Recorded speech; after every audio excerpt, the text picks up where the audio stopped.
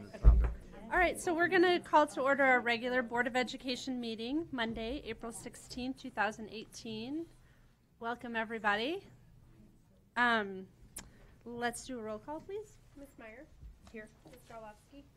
Ms. Lowy. Here. Mr. Small. Here. Ms. Fick. Here. Ms. Hyman. Here. Ms. Culver. Here. And could everyone else seated at the table please identify themselves? Christopher Dignam, Superintendent. Romina Isaac, Executive Secretary. Ali Mahaji, Assistant Superintendent of Finance. Tom Krieger, Human Resources Director. Tiffany Shabazz, Director of Student Support Services. John Fuhr, Director of Operations. Elizabeth Robertson, Principal of Highland Park High School. Joe Taylor, Assistant Principal at Deerfield High School. Christine Gonzalez, Director of Communications and Instructional Technology. Okay. All right, so we'll start with citizens' comments. We welcome your comments and questions and give them serious consideration. Pursuant to Board of Education Policy 2-230, please identify yourself and, if applicable, state the agenda item to which your comment is directed. Please limit the length of all comments to no more than 3 minutes per comment period. We'll do our best to address your questions during the relevant agenda item discussion. For non-agenda related questions or for questions that require additional response time, we'll follow up with you as well as report back at the next board meeting. Do we have any citizens' comments?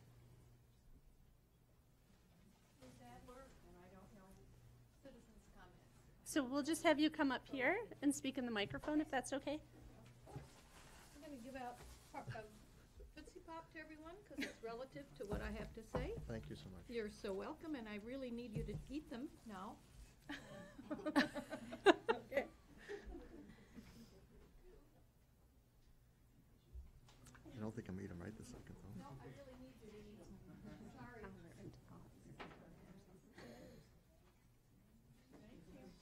Is the question on the inside? Or?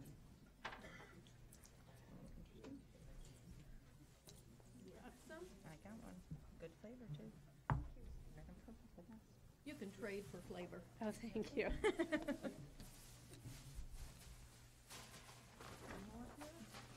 Michelle, are you going to ask the people in the audience to identify themselves? What's that? You're going to ask the people in the audience to identify themselves? No.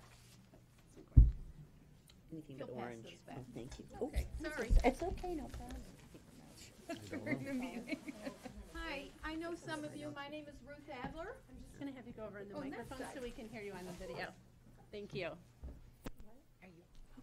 My name is Ruth Adler. I was a teacher at Highland Park High School for 22 years. My husband went to Highland Park High School. His uncle went to Highland Park High School. Our kids went to Highland Park High School. And I'm here to comment about Highland Park High School and the district in general. But first, I'm going to digress a little bit because it has to do with what I'm going to talk about, and I really need you to eat your Tootsie Pops because it has to do with what I'm going to say. So if you would kindly eat your Tootsie Pop, I would greatly, unless you're diabetic, I would really appreciate your eating it. When I was first married, my husband and I lived in Ann Arbor. He was in graduate school. I was in graduate school. He was learning a law degree. I was getting my master's in English. And we lived in a wonderful townhouse, and I made curtains, and I made slip covers, and my husband made shelves, and we thought we were the best thing since sliced bread. I learned to cook. I learned to clean. Well, I learned to cook. And we made lots of friends, and we really were able to do a lot of stuff on our own. We then moved back to Chicago. We joined VISTA, Volunteers in Service to America, which was a domestic Peace Corps. He worked on the West Side. This is 1968.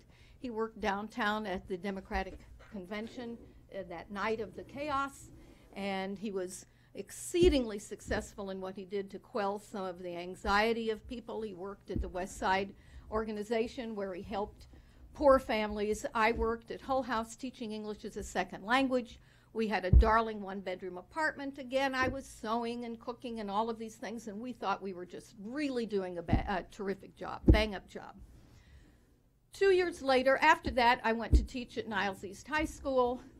We moved to the 3-flat next door, which we bought. My husband fixed all sorts of things, and life was wonderful until my mother, Attila, the Hun of mothers, came to see our apartment. And I came home from school one day, and nothing was as I had it. She had moved everything. She had said, oh, you should have your dishes here, and you should have your dishwasher here, and you should have this here. Never, ever did she consult me. If she had just asked, it would have been wonderful, but she never consulted me. Let's fast forward 45 years. We just moved to a house in Highland Park. We moved in May. I tripped, fractured my pelvis, through a blood clot. Was in the hospital for 6.5 weeks because I had a blood clot from my groin to my ankle. I get home, everything had been in boxes. I, to this day, know where nothing is. I'm still trying to figure it out. Had somebody simply said to me, let's get together and figure out where everything is, where would you like me to put something? Where would you like to have your books? Where would you like to have the dishes that you don't use? Where would you like to have, it doesn't matter where it is. My point in all of this, I can see that you're not eating your Tootsie Pops because this is the point that I'm making. I'm giving you somewhat of an allegory that it's like eating a Tootsie Pop. If you bite into that Tootsie Pop immediately, you get to the good stuff, but you don't enjoy it because it takes too much time. All you do is rush through, you get to that Tootsie Pop, you chew it up, you swallow it, and you have no idea what went into making that Tootsie Pop good. I have talked to teachers at Highland Park. I have talked to community members at Highland Park. I have talked to community members in the district, and many, many, many of them feel that that is what is happening in Highland Park. They are not being consulted. Things are being changed prior to their understanding. That's fine. I still am not finished. They do not know what's happening. Teachers are applying for jobs outside of this district. I am appalled. I am heartsick. I have a daughter that lives in Deerfield. She chose to go to Deerfield, to move to Deerfield years ago because of what is happening in Highland Park, what has been happening. I know of one teacher who is now working in a reading lab at Glenbrook and is now, I'm going to stop in a minute, and it is my time, and if you want to stop, you can take it to me. You talk to me. No, ma'am, I talked to the There board is president. something, this is my last statement. When a teacher at Highland Park decides to go to a reading lab at Glenbrook High School instead of working in a reading lab at Highland Park, there's something dreadfully wrong. And you need to look at yourself, start savoring what is there in this district before you bite in and We're chew almost and at remove. at the 4.5-minute mark, and so I would appreciate if you would enforce board policy, which you read at the beginning of our meeting, which limits public citizen comments to 3 minutes. It's not fair to other citizens that wish to speak. Are there any other citizens' comments?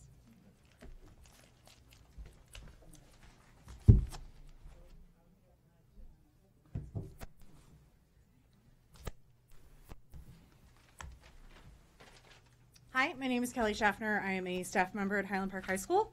I'm speaking on, I think it's agenda number 8, Little Giants, taking this in a different direction. I am the proud parent of 2 current and 1 graduate of the Little Giants program. The decision, as many of you know as parents, to place your children in any sort of care environment is one that can cause a lot of stress and anxiety. My family's decision to place our children at Little Giants Child Care is one that we have never regretted. From the age of 2.5, my children have been provided the best possible care a parent can hope for. Dropping off my children in the morning, you can feel the warmth and love as you step through the door. Not only are my children excited to wake up and go to school in the morning, but they also ask for 2 more minutes, which can easily turn into 5, 10, 15 minutes at the end of each day. They just don't want to leave.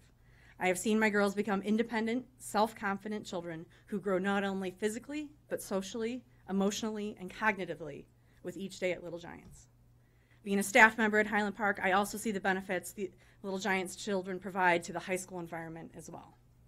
Walking in the hallways, you can observe these older students interacting with these 2, 3, 4, 5-year-old kids who are just getting into the school in this kind of atmosphere. Whether it's a high five or a conversation, These interactions are wonderful, uplifting, and it brings a smile to all those involved. Thank you. Any other comments? Sure.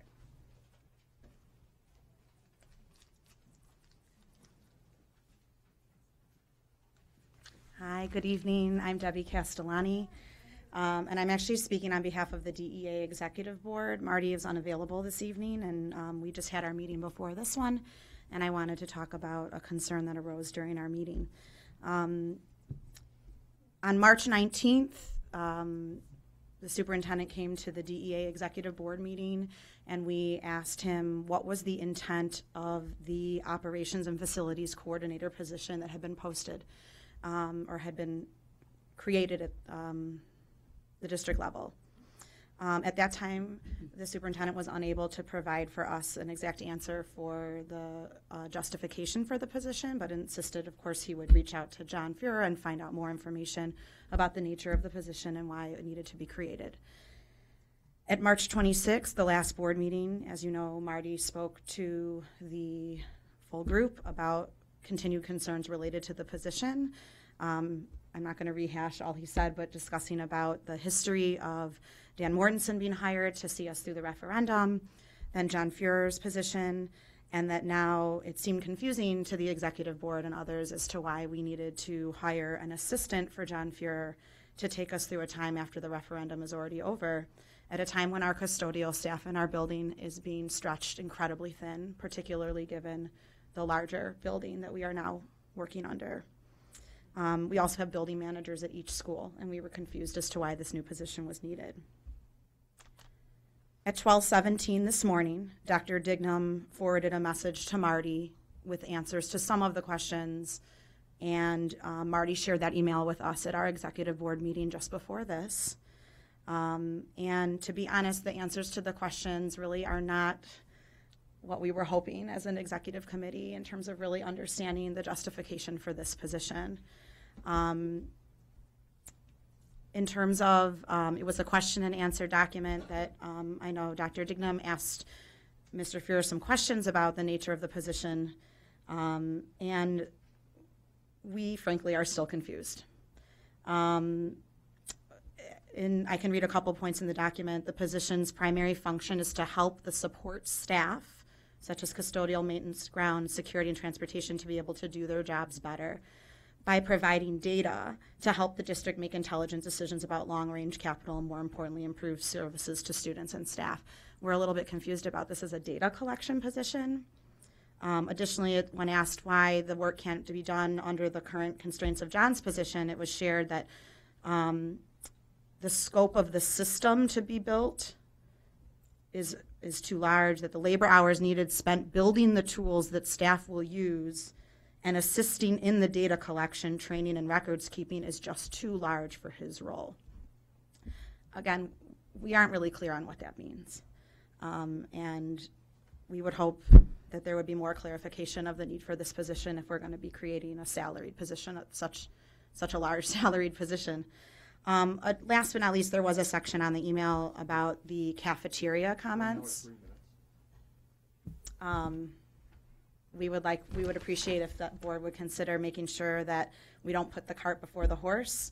We should not be asking staff and students their beliefs about what a cafeteria design should include after Gilbane has already put pencil to paper. Why are we not doing it before, particularly given the historic issues of equity with the space of the cafeteria in Highland Park? We need very deep consideration about how that space should be used and the needs of students and staff that cannot be rushed. 4 minutes. Thank you. Thank you.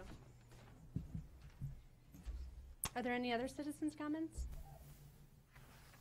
So, Madam President, we do have a board policy that limits responses, citizen comments, to 3 minutes, and I would appreciate if you're not willing to do it, that we ask someone that would keep track and ask I'm aware with of respect that. to all However, of them. I apologize to everyone that we're going beyond the 3 minutes. I did not cut Ms. Adler off, so I'm not going to cut anybody else off. Well, So I apologize. Moving forward, we'll be sure to adhere to our policy of 3 minutes. we don't. There's not an ability to ad hoc revise the rule. It's a 3-minute rule. I'm sorry, there's not. Actually, President, the policy does state that it does give a little bit of leeway for the president to extend when necessary. It I'm does sorry say that there is not in the says policy. in the policy. There is not. So I'd appreciate if the board president would please follow policy. It says it in the policy. Okay, but what I'm explaining to you is I will not be following the policy. I did not cut anyone else off at 3 minutes. I'm not going to do it at the second period today. I'll be happy to do that, but I didn't cut Ms. Adler off. I wouldn't feel right cutting anyone else off. Right, well. Clearly, if they go 10 minutes, crazy amount of time, but sorry. I'm not sure why we have board policy if we have a president that's not willing to enforce it. I'm sorry. Oh, I don't know. My name is Tim Sirois. I'm a teacher, a coach at Highland Park High School. I'm a parent of 4 current students at the high school. And I'm not here for any of the agenda items, but I am here to express a concern about the culture and what seems to be a systematic dismantling of the culture we have at Highland Park. Excuse me, we have disrespectful comments from the audience. I believe that it's the responsibility of the board president to try to control the meeting. David, I didn't even hear it. I apologize. Well, I have heard it, so it's not fair to our. Refrain from commenting in the group. That would be appreciated. So the culture when I arrived, and up till recently, it was something that we knew what the school stood for. We appreciated the people who worked really hard to be student-centered and do whatever it took for the students. And now watching teacher after teacher, administrator after administrator leave and being confused initially by it, it seems to be something that's desired by someone up top, and it's a concern. It's a concern that when questions are asked and no answer is forthcoming, there's just silence and no dialogue. That seems to be an answer in and of itself, that this is what we want. I don't know who the we is, but it's a real concern. I moved my family here because I valued what was stood for by Highland Park High School, and I'm worried about it. And that's my statement. I certainly hope we hear something. I certainly hope the teachers who express things today can hear and have a conversation with someone about these concerns. Thank you. Any other comments?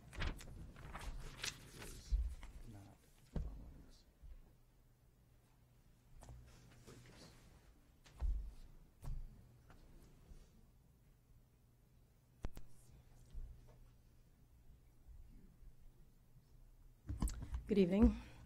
My name is Janet Salmon. I'm a teacher at Highland Park High School. And I'm echoing several of the comments I've heard already this evening.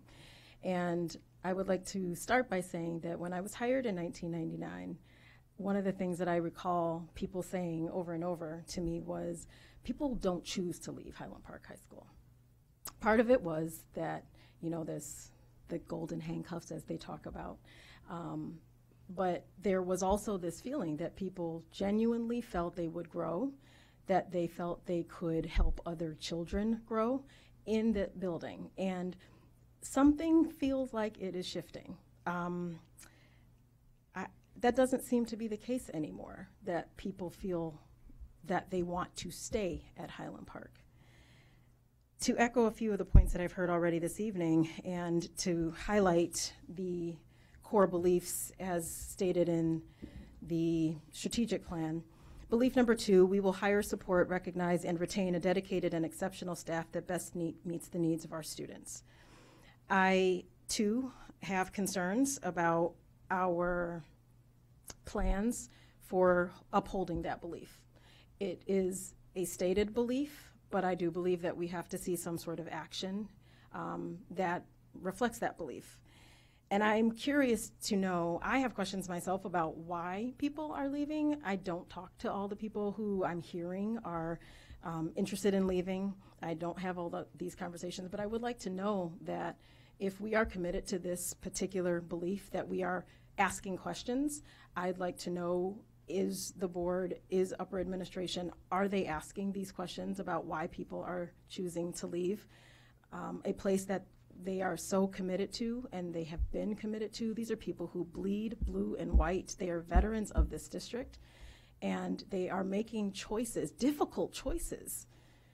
And I'd like to know that people are asking the questions, and not only asking the questions, but actually trying to find out and being willing to share what they're understanding about what's happening in our building, because our children deserve it. Thank you. Thank you. Any other citizens' comments? Oh.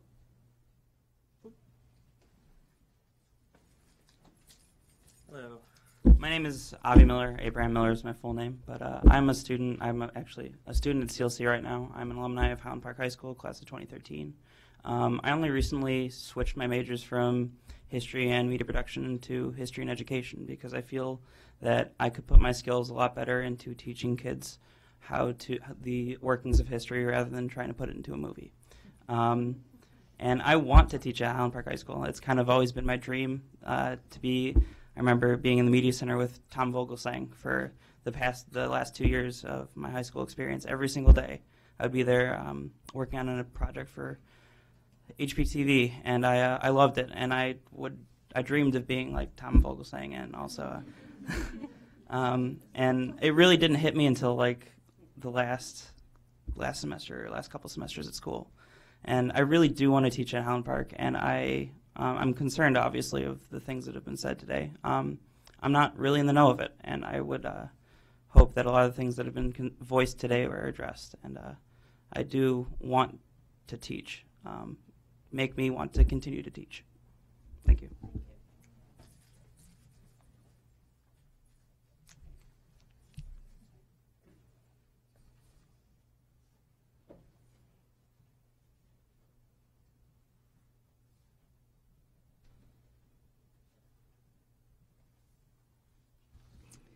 Hi, my name is Mira Ante. I'm at Highland Park High School Social Studies.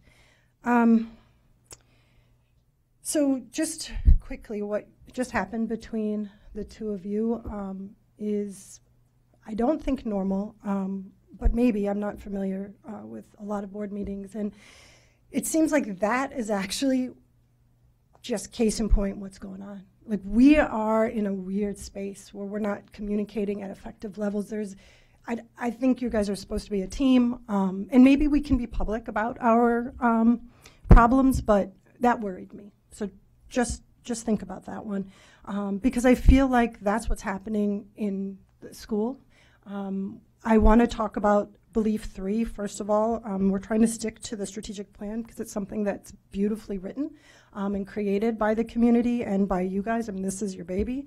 And when it talks about leading in an honest and transparent and collaborative way that develops and reinforces and strengthens sustaining our kids, I want to take you back to the winter when we had a Snapchat incident in which we hurt all of our kids because of the ways in which we handled it. It was broken, like this earlier start of our meeting.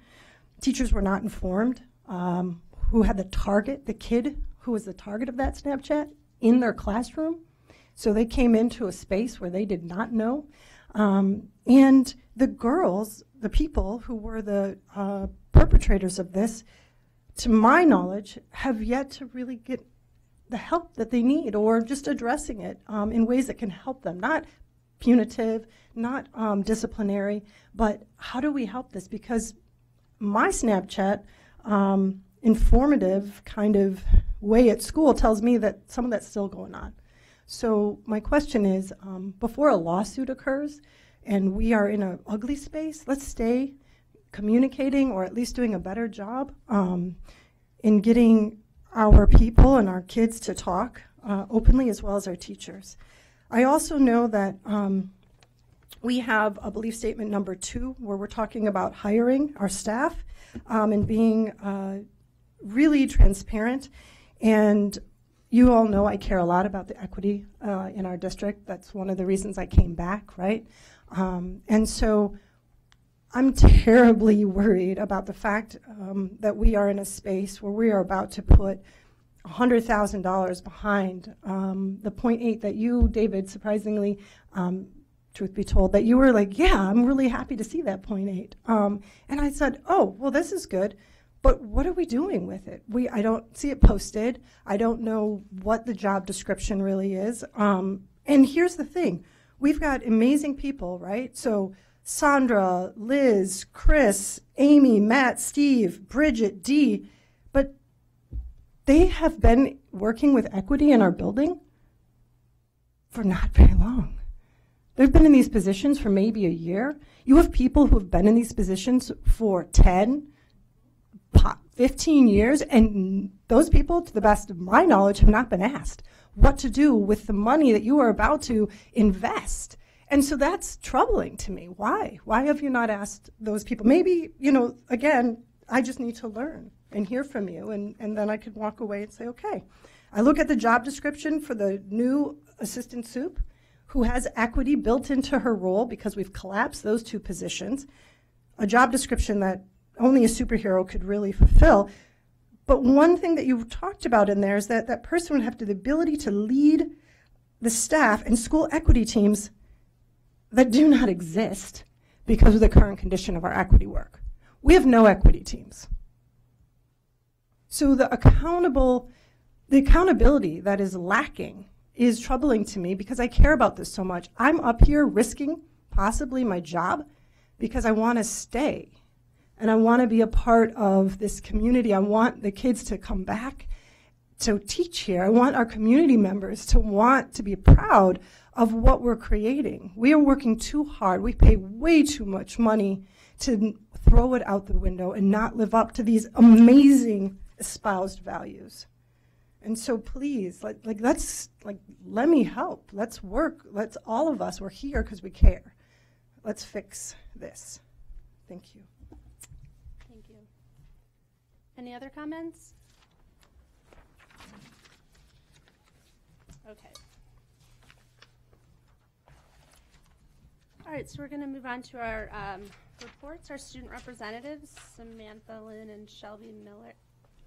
Okay.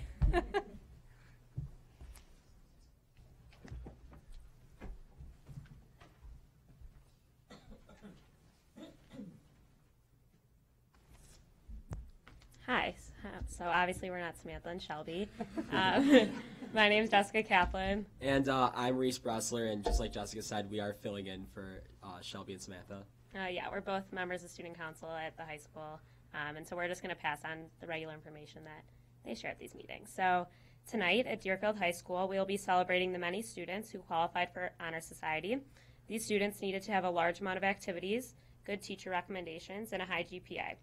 The students will be hearing speeches from Jerry Lavin, Principal Anderson, and the 4 Honor Society officers on what it means to be an honor student.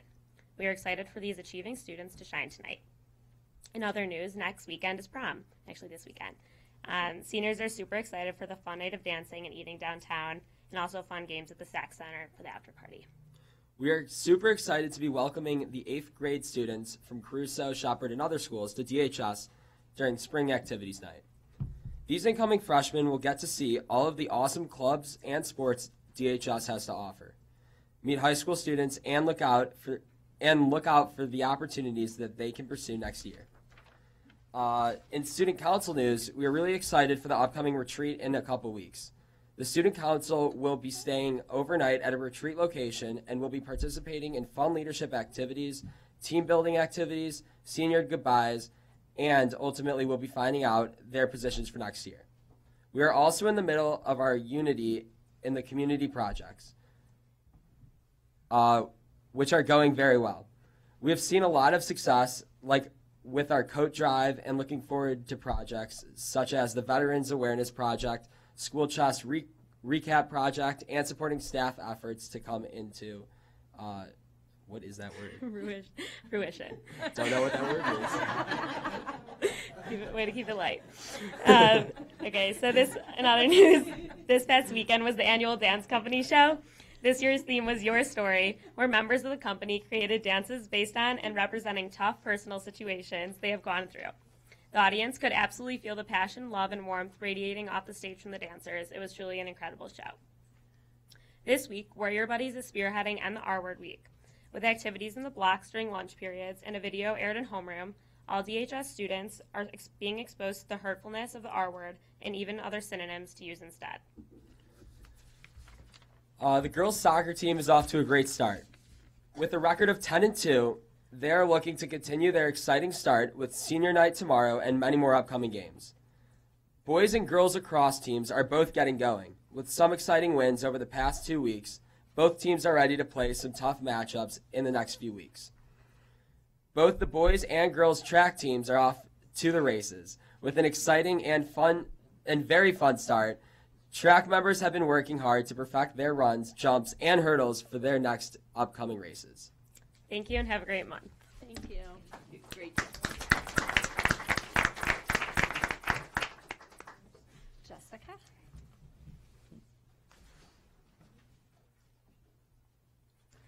Hi everyone, I'm Jessica Cohn, the student representative of Highland Park High School.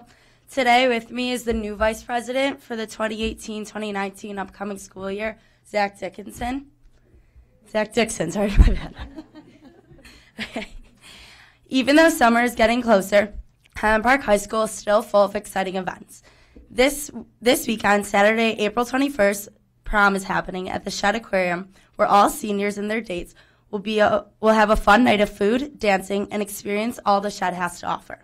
Another exciting event is for the last 26 days of school. The seniors are dressing up as a theme correlated to a letter of the alphabet. For example, the letter A today would be America. This Friday, there's a health intervention during each student's gym period where they can learn more about various topics such as the effects of marijuana, sleep deprivation, and sexual assault. A relaxing yoga class is also an option for certain periods as well. Some sports updates for the HPHS is girls lacrosse team has a record of 1-4, which is already better than last year's. And boys baseball has a record of 6 wins, 6 losses, and 1 tie. Another great event that took place at HPHS last Friday was our own EKG testing for all students who volunteered to get tested. There were booths set up for parent and other adult volunteers to test students in a cheap and convenient way. All students will get their results in the next couple weeks if they aren't urgent. For student senate updates, our exec board was elected before spring break, and so we had Zach Dixon, who's our vice president, Spencer Dowell, who is our president, Taylor Bondi, who's our treasurer, and Roxy Deutsch, who's our secretary. Thank you, and I look forward to speaking at next month's meeting.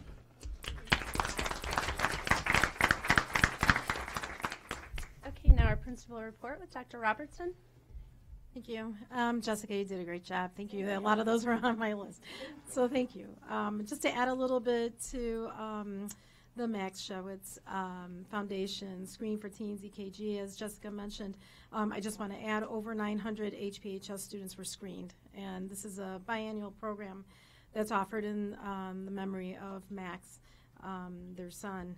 And so I just want to put out there a special thank you for the PTO and the Grant Times for organizing a volunteer pool of over 40 people who successfully ran the event. So thank you so much for that. Also, Jessica mentioned the biannual health fair. Students will be attending that in lieu of a PE health or physical education class. And so they'll have the opportunity, as Jessica mentioned, to participate in various health fair presentations, which include also mindfulness, stress management, substance abuse, self-defense, and other areas of interest. Today I had the opportunity to speak at the naturalization ceremony that was held at HP, and I commend the students and the HP Highwood Legal Clinic for making that happen. It was a lot of different components that had to go into place, but it was definitely worth seeing all those people become U.S. citizens. Finally, we're looking forward to prom, which is a Saturday at the Shed Aquarium. Fortunately, we didn't have enough participants sign up for the post-prom, but definitely something we'll look forward to doing next year. So, thank you. Great, thank you. And our superintendent report. Great, thank you. Good evening, everyone. I have several FOIA reports to share and then several updates. On March 28th, 30th, and April 10th, we received FOIA requests from Elizabeth Robertson regarding electronic communications. We received an extension of time until May 1st, 2018 to respond to the request. On March 29th, 2018, we received an amended request from Karen Berkowitz of the Pioneer Press, Chicago Tribune Media Group for data, audio recording, or any written legal opinion regarding student incidents at Highland Park High School. We granted the request in part, denied the request in part, and responded on April 5th, 2018. On April 5th, 2018, we received a request from Michelle Benwicki-Wiley, an attorney with the Shriver Center, for information about our resource officer memoranda of understanding. We granted the request and responded on April 12th, 2018. On April 10th, 2018, we received a request from Katie Kim of NBC Universal for information about our school resource officer memoranda of understanding. We granted the request and responded on April 12th, 2018. Several updates that I would like to highlight. The Central Suburban League Art Show. For one, Highland Park and Deerfield High Schools are both participating in the Central Suburban League Art Show. The exhibit is currently open through April 21st at the Art Center in Highland Park, with an opening reception taking place tomorrow, April 17th at 6 p.m. The 21st annual Chicano Bowl is being held at Highland Park High School. It will be held at Highland Park High School on April 28th, 2018. The event is exclusive to HP and other participating schools, but is open to the public in the evening. What started off as an in-school activity now includes over 12 schools throughout the Chicagoland region. The program is about providing students the opportunity to come together and connect to forge lasting relationships while showing off their knowledge about Latino history in the Scholastic Bowl competition. Since the inception, the Chicano Bowl has continued to grow beyond the Scholastic Bowl. Since 2010, a symposium experience was added to foster in-depth discussions amongst our students on the Chicago rights movement contemporary impact. A couple of other areas of interest I thought that were very nice to highlight. The Robotics Illinois State Championship recently took place. Highland Park High School Robotics had a great day at the championship event. It was an exciting day for all of our students. 44 of the best teams in the state were competing for opportunity to win the state championship. Team Vertigo 6287 from Highland Park spent 3/4 of the day ranked below 10th place. However, they won their last 2 matches and ended the round robin portion of the tournament in 2nd place. They joined the winning alliance and captured the state championship for the 6th time in the last 8 years. And so I wanted to congratulate all of our students for that incredible event, as well as our staff that have helped them get to that point. Our DHS Investing Club and American Mathematics Contest. The top 5 student traders from the DHS Investing Club and class took 2nd place out of 48 teams in the Magnetar trading competition in conjunction with the University of Chicago, held at Navy Pier. The team started with $100,000 and traded for 3 hours, simulating 6 months of past market data. In addition, at DHS, 44 students gathered to participate in the American Mathematics Contest, which is coordinated by the Mathematical Association of America and is one of the most broadly recognized mathematics competitions in the United States. We're all extremely proud of our kids and all the events that they've been participating in. Thank you. Thank you. Okay, we'll move on to our presentation, the HP Community Nursery School, our Little Giants. So good evening. We have Lynn Benson and Bryn Benson, and they're here to share all the great things that are happening in their Little Giants Nursery School with the board. It's past my bedtime. So, first of all, my son is an alumni of Highland Park High School. So I was a parent and I wasn't as involved as I am now and know the high school and the staff so much better. But before, both of us had always worked at schools that were just self-contained, you know, with a 2-year-old room, a 3-year-old room, 4-year-old room. This is the first time we're part of a larger community, that was new to us, and it's one of the most wonderful things.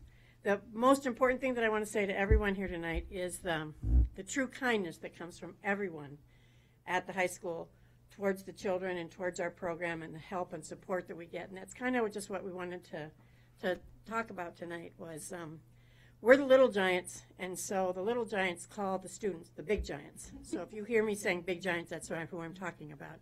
And if there's any Big Giants here tonight, they know what they see us in the hall all the time. So they get high fives from those kids. They're always saying hi to us, and it's a really wonderful relationship that's developed. And the relationship through the staff and through the school, like every Monday we're invited to the Highland Park High School Library, And it's Lindsay Meyer who reached out to us, the librarian, and so we get to take kids in small groups on Mondays for story time and all the different things that go on. This morning. Yes, we were there this morning. Teacher in the science department, Howard Hill, we met with him, and he has invited us to be part of helping with the chickens. So we get to go in there. The kids get to look for eggs. We have to watch out. Don't step on chicken poop. They're really good at that these days. They're better than I am sometimes. So the other thing is that walking in the halls, going to the various locations are the security staff. And all of them usually get the big group hugs. They are so wonderful to the kids and are there and answering their questions. So the staff at the media center has involved us, and they actually have done the morning pledge of allegiance and the silent moment of personal reflection that they're all good at. The Sodexo staff has been helpful. We have gone to them and worked to really change our the menus. So we're getting fresh vegetables and fresh fruits now, which took some time, but a large improvement since the beginning when we first started. Yes. Facility staff, we've both been there since 2014. So Brian Zitch was the one who really helped us so much in getting things done, and now Keith Cordell, who is there, is doing the same thing. We can send an email out and explain the situation, and our playground, our classroom, everything is getting taken care of. Orchestra teacher, do you know how many times we've gone and the children get to dance and move around, while the students are playing? Just recently, there was a knock on our door, and we opened it, and it was 2 dance students. And their teacher said, "Go down and see if the Little Giants would like to come up and have dance time." That might sound nice, but do you know what it's like for those children to be able to go up into the room and to be dancing and playing? We get paid for that. Sorry. And she reminds us that we are helping her. Exactly. That their students can look at the Little Giants and know what it's like to be really free and to be unencumbered, and they're watching our students. So it's a two-way street there. And I think the next point really goes to this whole community feeling that we have, is that Andy Butler is the athletic department person. Big job. He takes the time to check out for us, especially through the winter months when it's too cold to go outside, to make sure that we have a schedule of when we can use which gym and what time. That's real important for little kids. I mean, it's important for all of us to get the activity that we need and the exercise, but to be able to go down and do that, it just is wonderful for us. The assistant principal's office, the dean's office have always worked with us, especially having a fire drill at nap time with the shoes off and it's the middle of winter. If it's a drill, we can, if it's a real fire, boom, we'll deal with it. But if it's a drill, and they've been helping us. But I can't say enough, and this is one of my last things, to say that the principals in the 4 years, first Tom Calentes, who was very involved and would come down and read stories to us, and now Principal Robertson. And I should say that the children do not know the word principal. So when they heard Principal Calentes, they called him Prince Calentes when they would see him in the hall. So this is Princess Robertson as far as the rest of us are concerned. So, but that's really all we want to say, is that we are so happy to be a part of this larger community. Yes. And hopefully many of these students will go on to be Highland Park High School students. So thank you so much. Thank you so much. Very much. You want to add? I think I did as you were talking. Thank you. Thank I really you. appreciate that.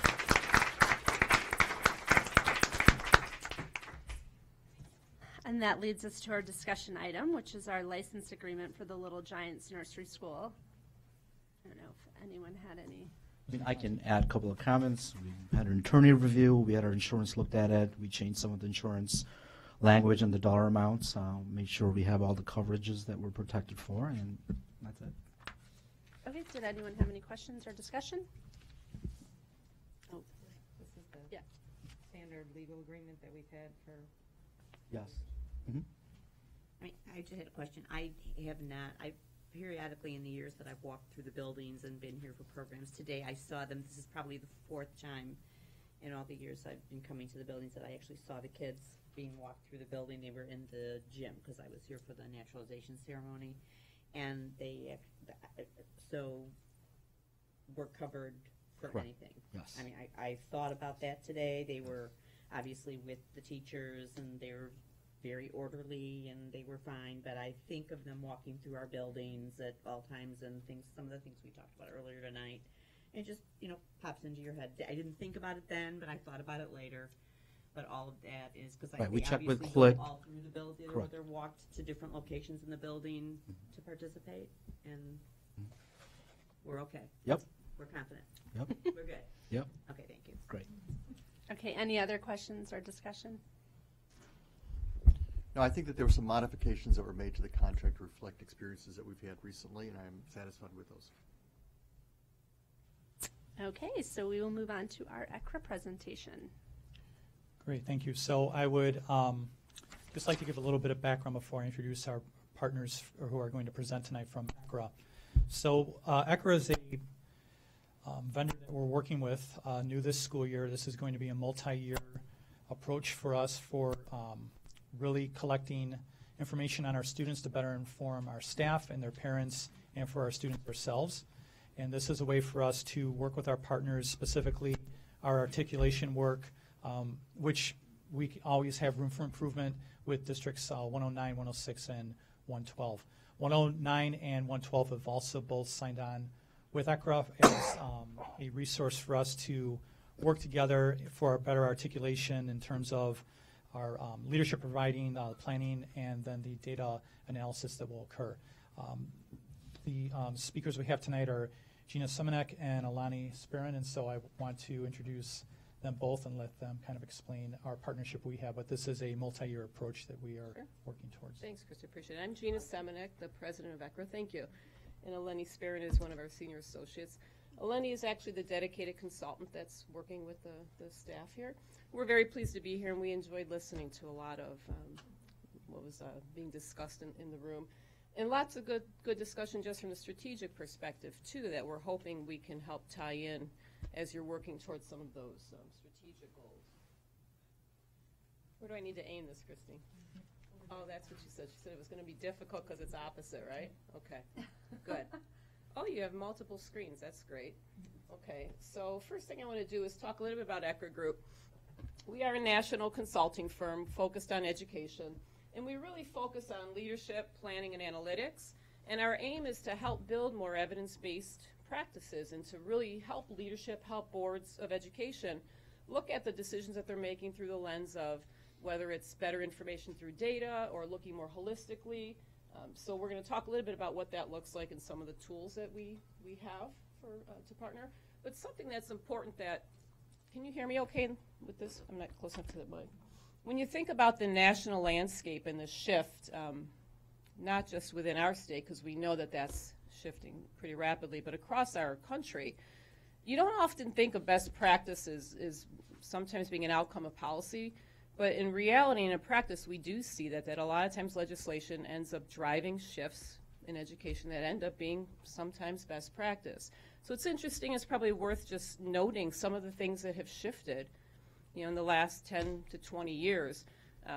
What you're hearing now is this ESSA, Every Student Succeeds Act, but if you think back over time to No Child Left Behind Act, where the only thing they looked at was proficiency, the outcome for schools and the measures for, whether schools were really a measure of their quality was what percentage of kids were meeting some score on a test.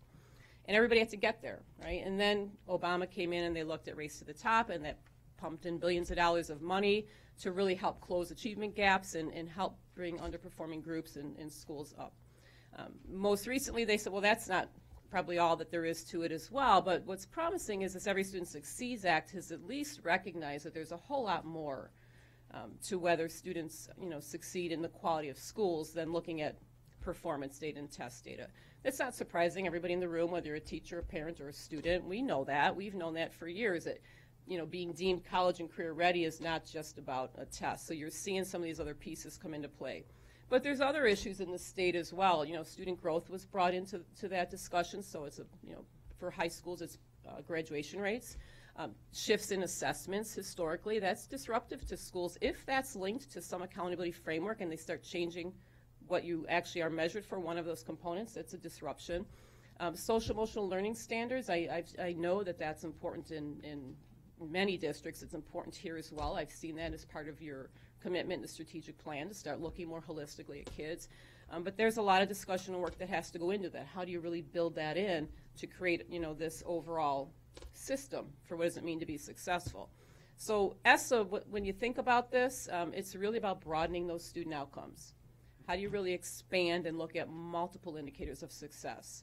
And a child, as I said, student growth was brought in, that was really brought in with Obama and back in 2007 with the Performance Evaluation Reform Act, but now you're seeing these other components around social emotional learning. They're looking at things like climate and culture. They're looking at other indicators. So some of those emerging indicators, not that they're brand new, but they just really haven't been part of an accountability framework necessarily. But there's additional pieces now that are worth noting, and if they're important to this community and to the educators and to the families and the students, you have to somehow capture that. What is the definition of success? So ESSA brings, yes, it brings different pieces of legislation, but with it comes a lot more local autonomy. It's an opportunity for school districts to really start thinking about how do we define success locally? What are the outcomes that matter to us? What are the things that we're going to commit to, whether it's through our strategic plan, through our hiring practices, to our teaching and learning? But once you've identified that end in mind, that sort of picture or that vision for what you're hoping kids are able to experience, you start to look at this very holistic picture, but then you have to really, kind of the rubber hits the road. You have to start putting your policies and practices and allocating resources to that. So it's really about, if this is what we believe and these are the indicators of success, how do we define that as a community, and how do we then tell our story through that lens?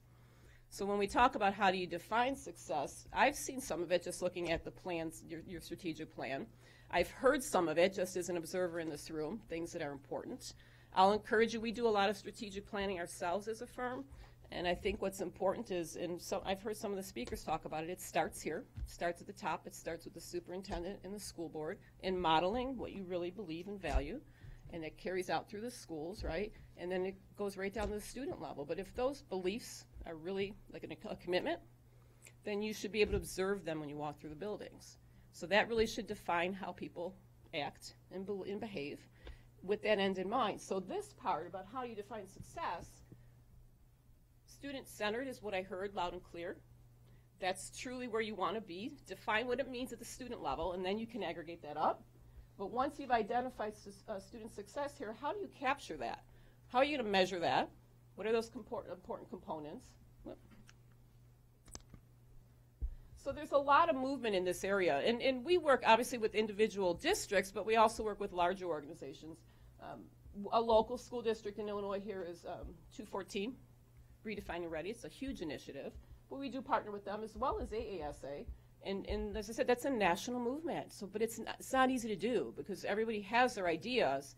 So if you have a collective vision, which I think you do, collectively you have a vision through your strategic plan about what it means to be successful. You just have to figure out how to pull it together, how to look at it with data and evidence and make decisions that are going to get you closer to that vision. So through our partnership, you, in addition to consulting and the professional development in the district that Eleni will help with, we provide some technology tools. We call this the School Intelligence Platform. But our aim here is to help you align what those strategic plans are, what your goals are at the strategic level, all the way down through school improvement plans, into the classroom, and ultimately in the student, the personalized learning profile for a student, so that they can become part of that and be reflective in their own learning and what their goals are and what they're aiming to do, and to really line that up. So this is a platform that as we begin to roll it out, and we just are getting started, but over the years this will roll out to strategic dashboard, and we'll go into some of these apps a little bit more, are really, that's for school boards to govern. That's for educators and leadership teams to, I'm losing my clicker here, to really communicate. Sets the framework up for what are the things we're working on and how do we communicate the outcomes to your community. So we're currently working on that, and I know Eleni's been out here and will continue to do that to help define your outcomes as you're working through your strategic plan. Consult and provide the research pieces that are necessary to help you benchmark what are meaningful benchmarks for this district.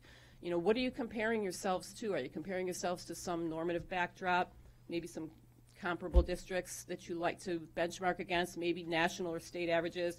Whatever that is, we're going to help you define or decide what that is, figure out how to measure that, and we're going to layer that into your strategic dashboard, so that'll be something probably, I think, over the summer will be worked on. I don't know if you have any firm plans for timelines, but I would imagine early next year we should be able to show you some kind of a demonstration on that with some meaningful benchmarks. It's going to really be based on your implementation plan as you're working through your strategic plan.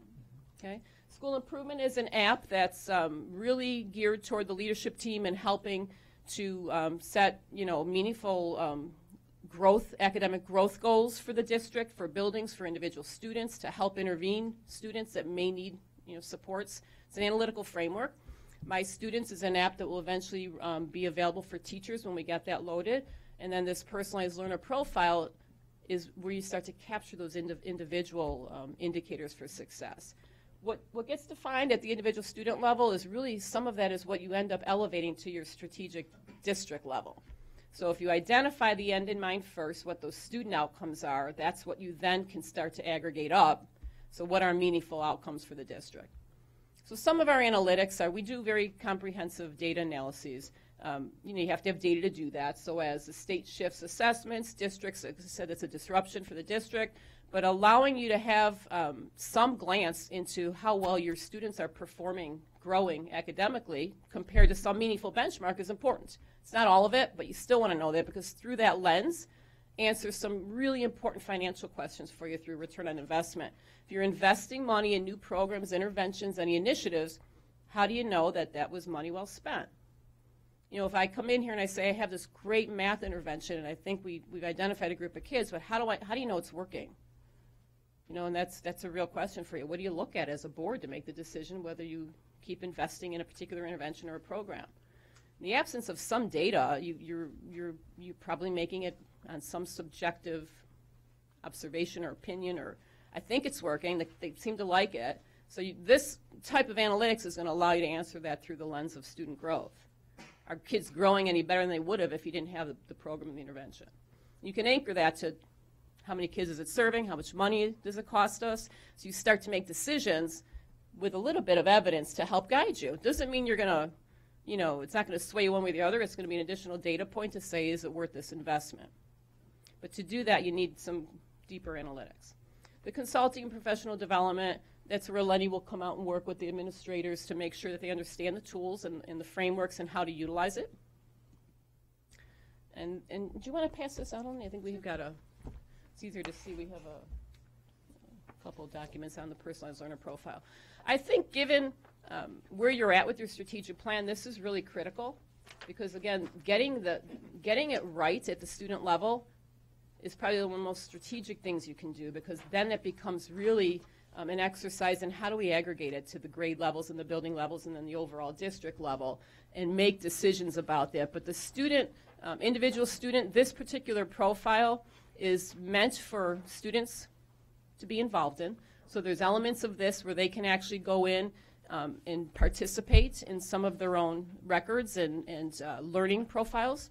It's meant for guidance counselors to look at more holistically. The on-track tile that you see there on the upper top,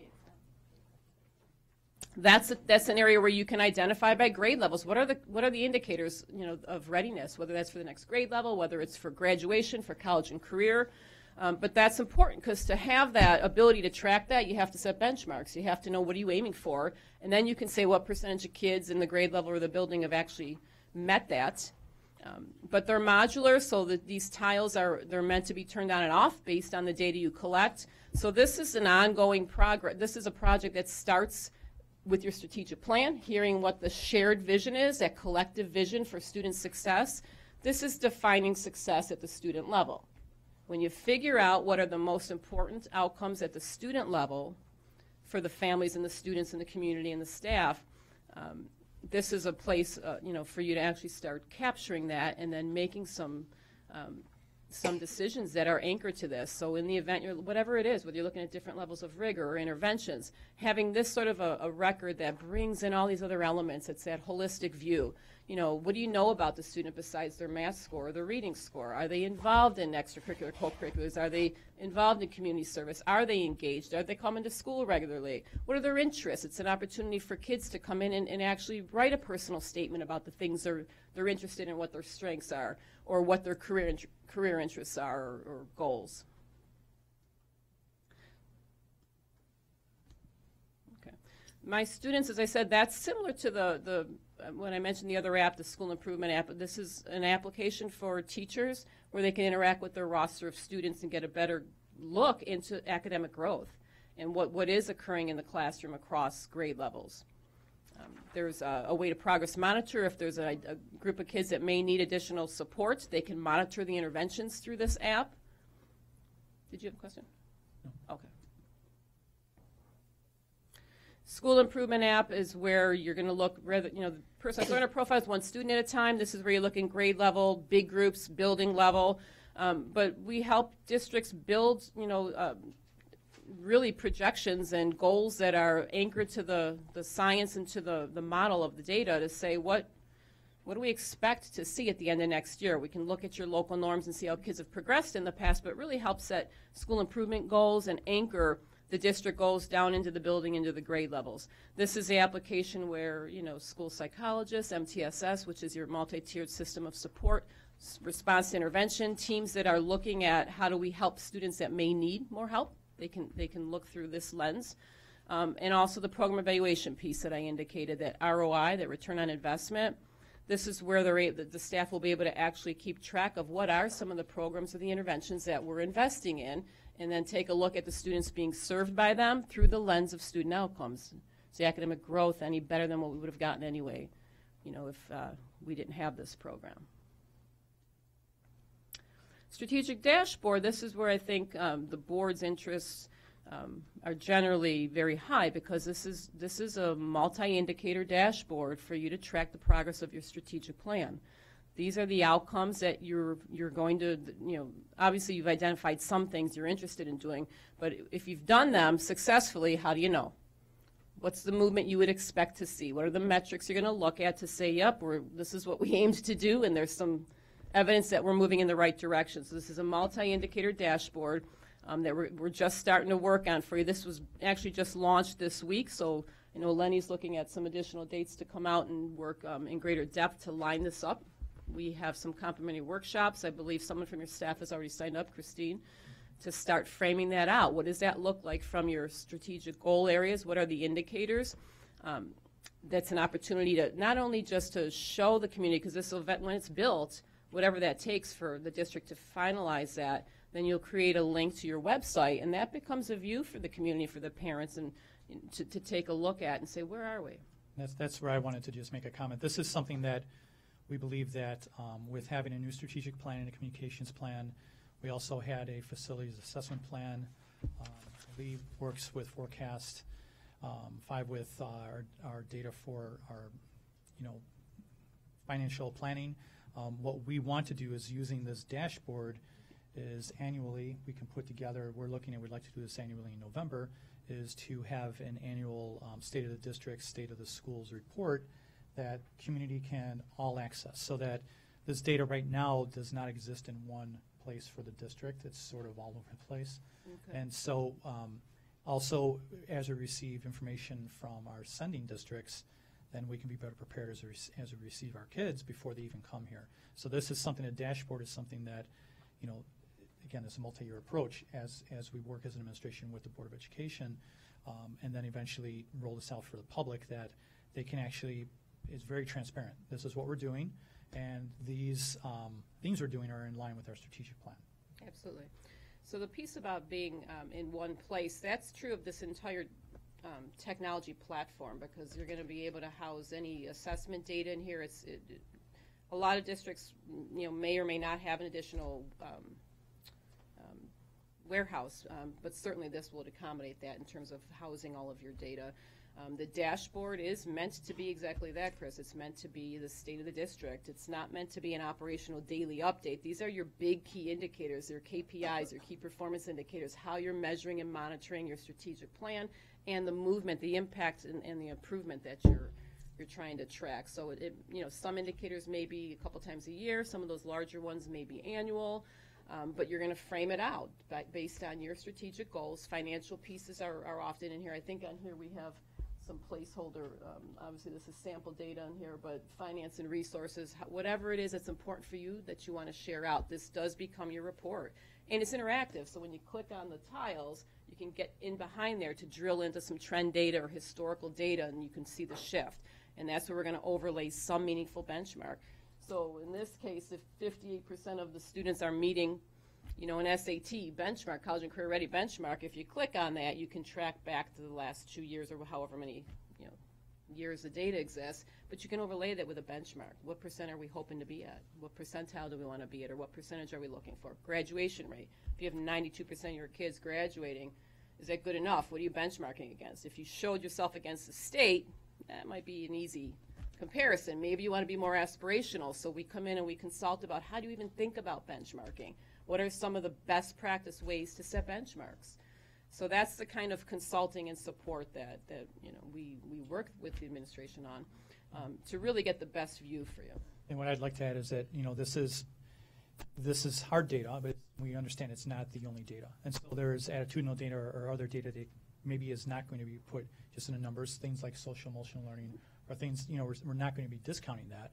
This is just a way for us to really have a repository of all this data that we can look at year after year for self-improvement, while still using other data sources that we have from our teachers, our counselors, our staff about how our students are doing that maybe are not measured in these ways. But this is a very, very powerful way of housing us in some way that we can then share this publicly. And so the district environment now, these are student success, district environment, finance and resources. It's an example of 3 goal areas.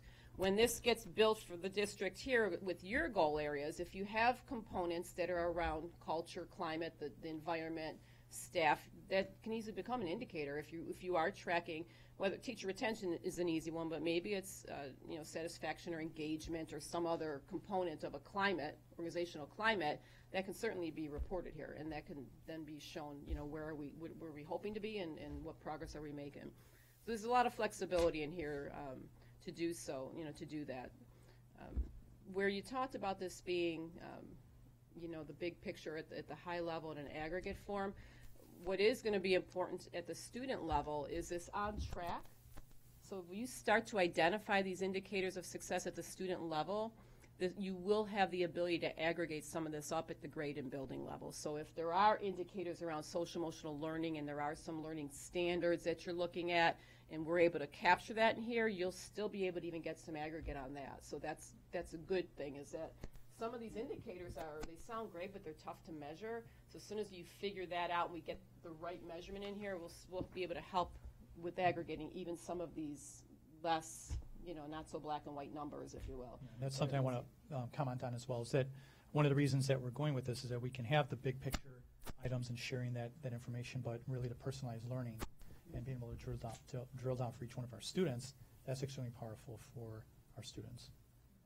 Oh yeah, they can link this. They can link you know, different pieces of their work. If a student's writing a personal statement, you've probably worked with some of the feeders on this as well, right? In terms of the personalized learner profile or any examples of how they're involving the student level. Because kids can come in here as well. Students we give them their own access when the district's ready, and we set it up based on, you know, what components do you want students involved in. I think it's still new for the feeders. They're just starting to roll it out. How about some other examples of the personal statement, which is on the larger one that I sent you? I do have a high school. It's a high performing high school district, so similar to you in that sense. And the students really love the opportunity to be able to tell their story, what's important to them, because a lot of things on that profile are told for the student, like here's what you might be good at, what you may not be so good at, but the personal statement is their opportunity to tell you about themselves, and they get really creative. We've had some students where they write a song in there. They just do all sorts of nice and interesting things. Some students that will write in a different language, so they seem to really like that personal statement tile. The goal setting tile is another one that the students find to be very helpful, so that's one where a lot of clients believe that it's important for students to learn how to goal set, that's important. It's an important life skill. And so we do have some clients where the students are going in there and tracking personal goals as well as academic goals. So the students seem to really like those 2 indicators quite a bit. So individual level, you can see how we're connecting it for you, right? From define success, end in mind, what are those really important outcomes for students that matter, measure it at the individual level, and a lot of that becomes what you can then aggregate up to the district level, as well as some of these other you know, like I said, some of the easier data points or the financial numbers that are probably people are more familiar with. So I think that's, am I not advancing? Yeah, that might be the last slide. There it is. If you want to add any comments or Sure, any questions.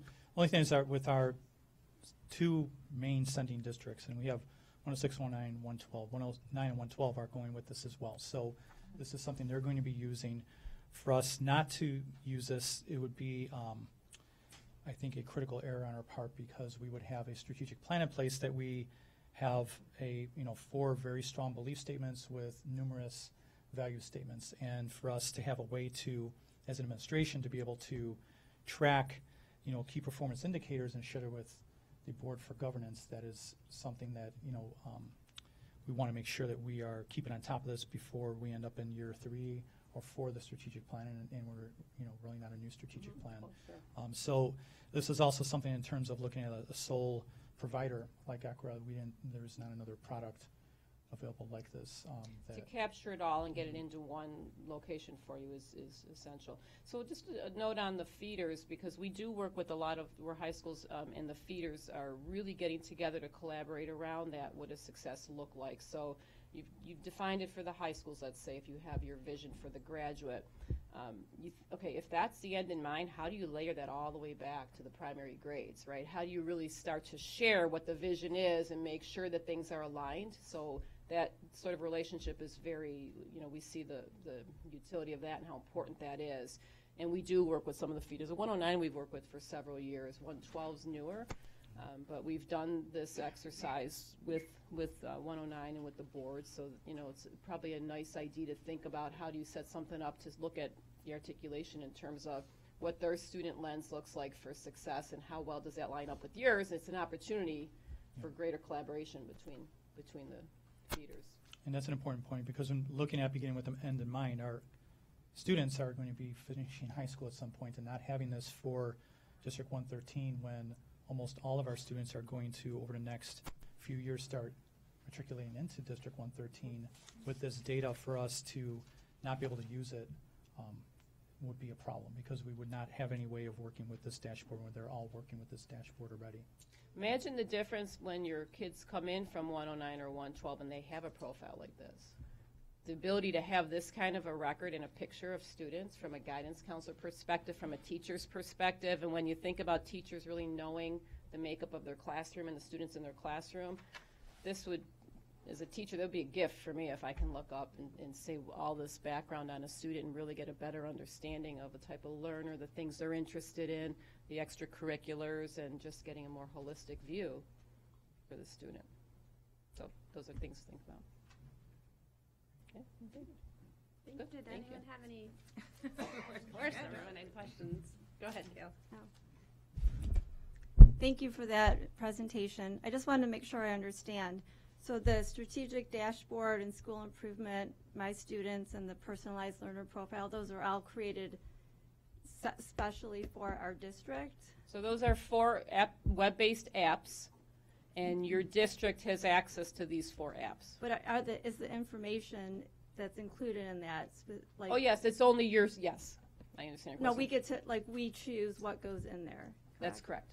So my question is, of all the stakeholders who will be accessing this information, have they had a chance for input? So not just the teachers, but students and parents, to hear about any concerns? I can understand that. It's just getting started. So the apps have a function. The functionality of the app is not unique to the district.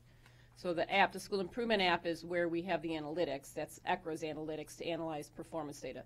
The dashboard that's customizable for the district. So that's just rolled out this past week. So that's brand new. And we would suggest starting with loading in your strategic plan, aligning it to that. The personalized learner profile, the first thing we're going to do is take in whatever data you already have in terms of attendance, some of the basic data. The rest of the elements, I think, are going to come through that process. There has to be some process, but that's just starting. So yeah, you definitely want to know, what does it look like? If your strategic plan has outlined some of those outcomes for student success, what's important, those would probably be things that you'd want to consider. Right, I understand that. I'm just curious if the different stakeholders have had a chance to give their feedback on what would be included. Not yet, because it's brand new. That's what we're saying. It's just getting started. So the way I would like to explain this is that the strategic plan is our framework, and there's a template we have for the dashboard. That information is going to be in there are these apps. And so those are set, and we align it with the strategic plan. As we drill down in a couple of years, we get to that point where we're looking at holding in services or professional development, others as we drill down from. Right now, it's very high level, just basically the people in the cabinet, Sandra, myself, principals, Christine Gonzalez, working on those, that framework that aligns with the strategic plan, that we're not near that point yet. I think the person's learner profile is probably where there'll be, greater, because there's more options in there. You know what I mean? There's more things you might decide that you're measuring and that are important student outcomes that aren't defined yet. We want to make sure that the information is actually useful to teachers, but also that the students and parents feel comfortable with it. I could envision situations maybe where kids have IEPs or other situations where they're coming into a new district, and yes, it's important to understand where they're coming from and where they're at, but also not to perhaps label them as to their past performance or I could see parents having concerns about stigma or just maybe kids who need a fresh start. Who knows? Oh, sure. And that's important, because those sorts of indicators or those sorts of tiles that you may have seen on here as an example, they're all role-based, so they wouldn't be on for everybody. So if you're talking about designations, I've never seen that on for anybody but the administrators and guidance counselors. So it's not something, so you can turn every tile as flexible. It can be on or off, and it's role-based. So what is it that you want students to be able to go in and do and participate or engage in? What is it that the parents need to see? So that's very carefully thought out before it's rolled out, yeah. Thank you. Right, you only want people that have a need to see that to see it. Oh, Stacey. I have a few questions, of course. I think what you're also talking about, Gal, is you also don't want somebody to be even an administrator determine this is somebody's path based on their past. Right. Not just what the parents see. But, so I think it's great to have information, data nerd, marketing research person historically. So, but what's really important is asking the right questions. What you do, there's the ability to have an incredible amount of information and data here, and making sure you do the right things with it, or not even collect it. And even as part of that, how do you get and maintain the data? Some of this, as you said, is already available. I don't know if your system automatically pulls things from Infinite Campus or whatever, or somebody has to input data for you or capture things you don't have, but there's a big... It's a combination of things. So some things the students entering directly themselves, some that might be someone else in the district entering it, and some things are uploads, in a secure portal upload from like a data file. So it'll vary. Each tile, it'll depend on the tiles. And it's up to the district. Right. That's something that the district decides. So that comes to the first question of stakeholder, is the juice worth the squeeze? So figuring out what somebody thinks that they want to measure something, but then thinking the amount of work it might take to get that obviously, in the short term, it sounds like the administrator is going to do things, but over time, figuring out what you really need or how much you want, and even from a teacher perspective. So it sounds like you do a lot of this for a lot of high schools, which is great, but since teachers have so many different students, obviously, as opposed to being a third grade teacher, you have the same set of students all day. Even that, again, are teachers supposed to be inputting things directly into your program separate from... Yeah, that's all, every district's different. It's up to the district at how they want to set that up and how it's rolled out. Maybe it's rolled out through the lens of, some sort of a tiered support system if you start. Depends on how you start to roll it out. Guidance counselor is what we commonly see in high schools. It's rolled out through the guidance, so that in the event you're having, anytime you need to look in depth for a student, for whatever that decision is, it's a platform for you to have all the data in one place, because they're going to look at the data. It's a matter of, are they going to 10 places to get the data, or are they going to one place to get the data? But they have to get the data. So the question is, what are you going to go here for? What are the type of questions that you might need to go to find this sort of data out? But what goes in there is a district decision.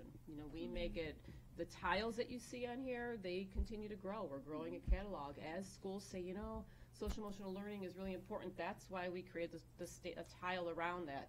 You know, this is important to us. Student engagement is important. That's why we created a tile. It's just a catalog, and then it's available. If you want it on, we turn it on. If you don't, it's not on. It's all customized to what you need. So again, I mean, I see the great power that this could be. I'm just looking to Chris and saying, cautioning, making it's sure a slow that rollout. metrics are the ones that you want, and I don't know if there's at any point determining what metrics are to help against the strategic plan, the KPIs. Back to, I don't think we've ever discussed kind of how we're determining metric, like, you know, if the board is playing a role in determining metrics or not. So just something to think about. And then again, thinking of the workload, especially at the counselors, I know there's some discussion recently about counseling staff and social emotional learning, and so just as you're thinking about rolling this out, really thinking about short-term, long-term, how to roll out. I mean, I think the timing and figuring it out will be really, really, really important, despite knowing that there's some great stuff in here. So. I can give you an example. We recently did a session with a client a couple weeks ago on the profile, and it was a team of administrators, teachers, there were special ed people in the room to make those types of decisions. Right, and so I can answer that. So at this point, we're not at that point yet, because this is very new. And so in terms of types of data, first, you know, I have multiple meetings with different superintendents, and we know that 109 and 112 are going to be using this. And so we're going to make sure that the data they're capturing, that we're able to capture it. Right. So that, again, if we have these data in different areas, it might be data that I would want to look at, or curriculum instruction, or student services, and so those individuals have access to those things. And as we roll this out further and further, since there really is no other provider that can perform this type of dashboard work for us, then we would work with our guidance counselors, work with our, of course, our department chairs, and our special needs teachers, and so on. And so that we get to a point where, yes, the stakeholders have had input, but we want to make sure that we're also in line with the data that we're going to be receiving from our sending districts, so that we are capitalizing on as much of this as possible. And I assume, so this is actually a question back for ECRA, that this is similar to our strategic plan, a living, breathing document. So in the short term, we pick things and say, no, we actually would like more of that information, or so whatever. And so is there kind of a one-time, an initial plan that is agreed to between the district and ECRA? This is the dashboard, or how is it updated? So the student Annually, dashboard or that district dashboard? Because the I don't even personalized know, learner right. profile is the individual student dashboard, kind of. Either one, I guess, as you're saying, because you're in the building process. So I guess is it throughout the first year or annually, or how do you update to make sure that you're getting what it is you're hoping you're getting? The strategic dashboard, we would start by aligning it to what your plan is for the goals, and then the work becomes, how do we help you to identify what those, if you're successful in moving that strategic plan forward and realizing your vision, what are the outcomes that are measurable? What should you be able to observe? That becomes the tiles in that dashboard. Those are the ideas that you place and start looking at data. The individual student level, I say anchor that to your portrait of a graduate. You've identified some clear student outcomes in your strategic plan. So if you think that community service, let's just say, is important, or opportunities for students to gain some sort of workplace learning, where are you capturing it? And we say start with that. We have tiles. This is like a catalog of tiles. So if you want to show that students are leaving with college credit, or certain levels of coursework or experiences, that's what we start with, is the basic. And this is fluid. It's not locked and you're done. You can say, you know what, we thought we were going to have the kids go in and do some reflective goals. It didn't come to pass. We couldn't get it done. You can turn that off for now, because it's just sitting there empty and it doesn't look nice. Thank you. Or you can say turn it on, even though we don't have data, because we want to be mindful that we're going to get there in the next 6 months. And thank you, and I should have started by saying thank you very much Sure. for the No presentation. It was very interesting, and I do love data, so I appreciate what you're doing. David? So also, I'd like to thank you very much for coming in. I think this is your first time that you've come in and spoken to us. Yes? With about ECRA? Yeah. Yeah. So can you take a little bit of a step back and tell us a little bit more about your firm? Oh, sure. And, and who you work with, and how long you've been in business, and what your expertise and specialty is. Did you bring any other What else do we hand out? Any other slides? COP. Oh, okay, yeah. So Akron's been around for about 40 years or so. It's a long time. Local, sort of homegrown family business in Illinois. We are a national firm, so we have really three main areas that we focus on with schools. Leadership, whether it's helping to find leaders or helping to develop leaders or helping leadership build more evidence-based practices. We do a lot of consulting around that. Planning, strategic planning, district goal setting planning, board planning. We help in a variety of planning ways, school improvement planning. And the underlying, probably I would say our wheelhouse, David, is really analytics. So in our area, I'm the president. I oversee the research and analytics division of the company. Lenny's one of our consultants. By training, we are both industrial psychologists, so we have statistical background training. The analytics is really the foundation of how do you really look at building that evidence-based culture to say, are the things we're doing, the things we're investing in, having an impact through the lens of student outcomes. So I think when you talk about the districts we work with in Illinois, probably in some form or fashion, 150 to 200 districts maybe. Nationally, we are probably in a greater presence around leadership and search firm in terms of assisting with finding leaders. Analytics is spreading a little bit more out east. We're not so much out west, but more Midwest and east. And that could be, again, from strategic planning, from analytics, a variety of services, consulting, just around performance benchmarking. So we're in districts for a variety of reasons. What else how would you describe other things that we've been involved in? Hard to say. Customized research. A lot of it is custom. Things that perhaps you may have commissioned a research firm to do some sort of a research study. We tend to sort of find a way to productionize that and roll that into more of a partnership, which is a multi-year partnership. So maybe we start out with some of the dashboard or assisting with strategic planning that rolls into these multi-years. And in many cases, we really work in partnership as an extension of the district to help them if they don't have the resources or a full-time person that's running data to the level that we do. We run some pretty sophisticated modeling. We can assist with big research questions. We bring a lot of value in terms of being able to put together teams that have a nice mix of backgrounds, whether it's Eleni and I just happen to both be industrial psychologists. That comes with very big systemic, research orientation and statistics and analysis, climate research, organizational climate. We have PhD statisticians. We have former educators, former administrators. So I think the ability to put together the right team based on what the need is for a district is something that we're very unique in.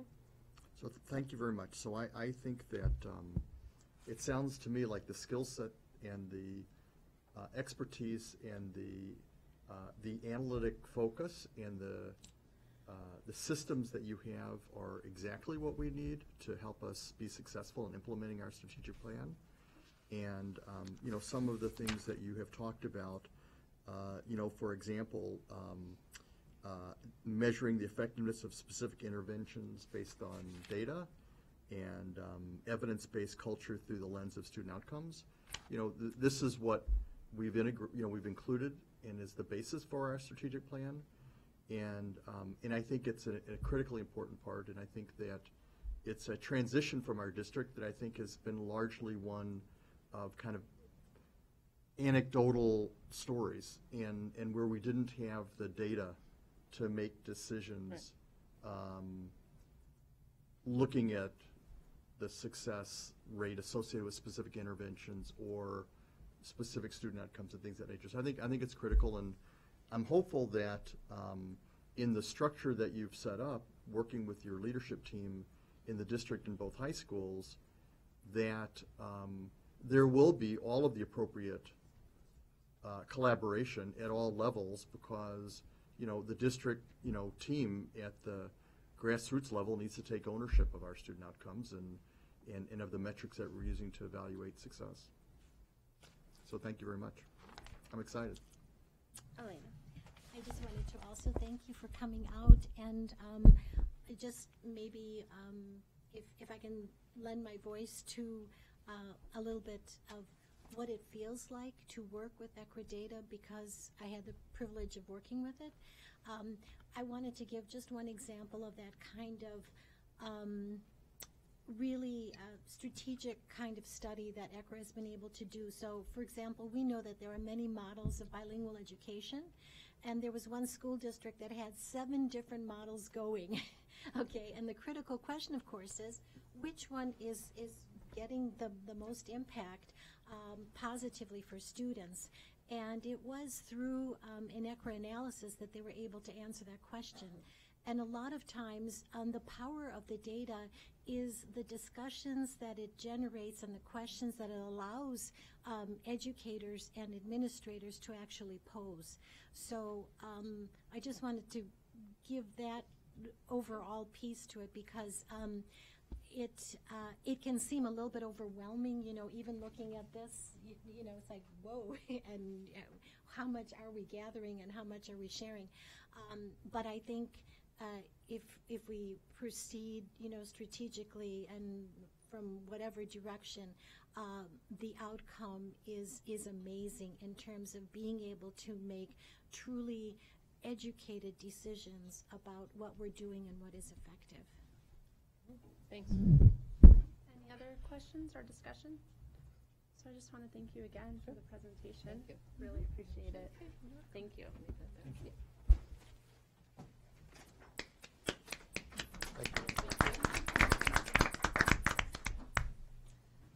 Okay, so we're going to move on to information items, which is slightly different than what you've seen on the agendas in the past. We used to have board reports, but now we've done information items, so it's board committee reports. So school board members that are liaisons to particular committees will just, if they've attended a meeting, will give a brief update on their committee. So does anyone have a board committee report for today? Just that I just wanted to, the board brief that comes from NSSED typically comes after Romina is able to send the Friday letter and the Thursday letter and the Friday memo. So I think I sent it to Romina late Friday, so you can have it in time for this meeting. But because we had our meeting on Wednesday, okay. So you will have it at some point, maybe by the end of this week. Okay. There was so they always send a board brief, so it won't be in sync with our packet. Okay. Any other committee reports? I have one from, if no one has one, I have one for Lizzie, who's not here tonight. So last Tuesday, she attended the DHS Booster Club meeting.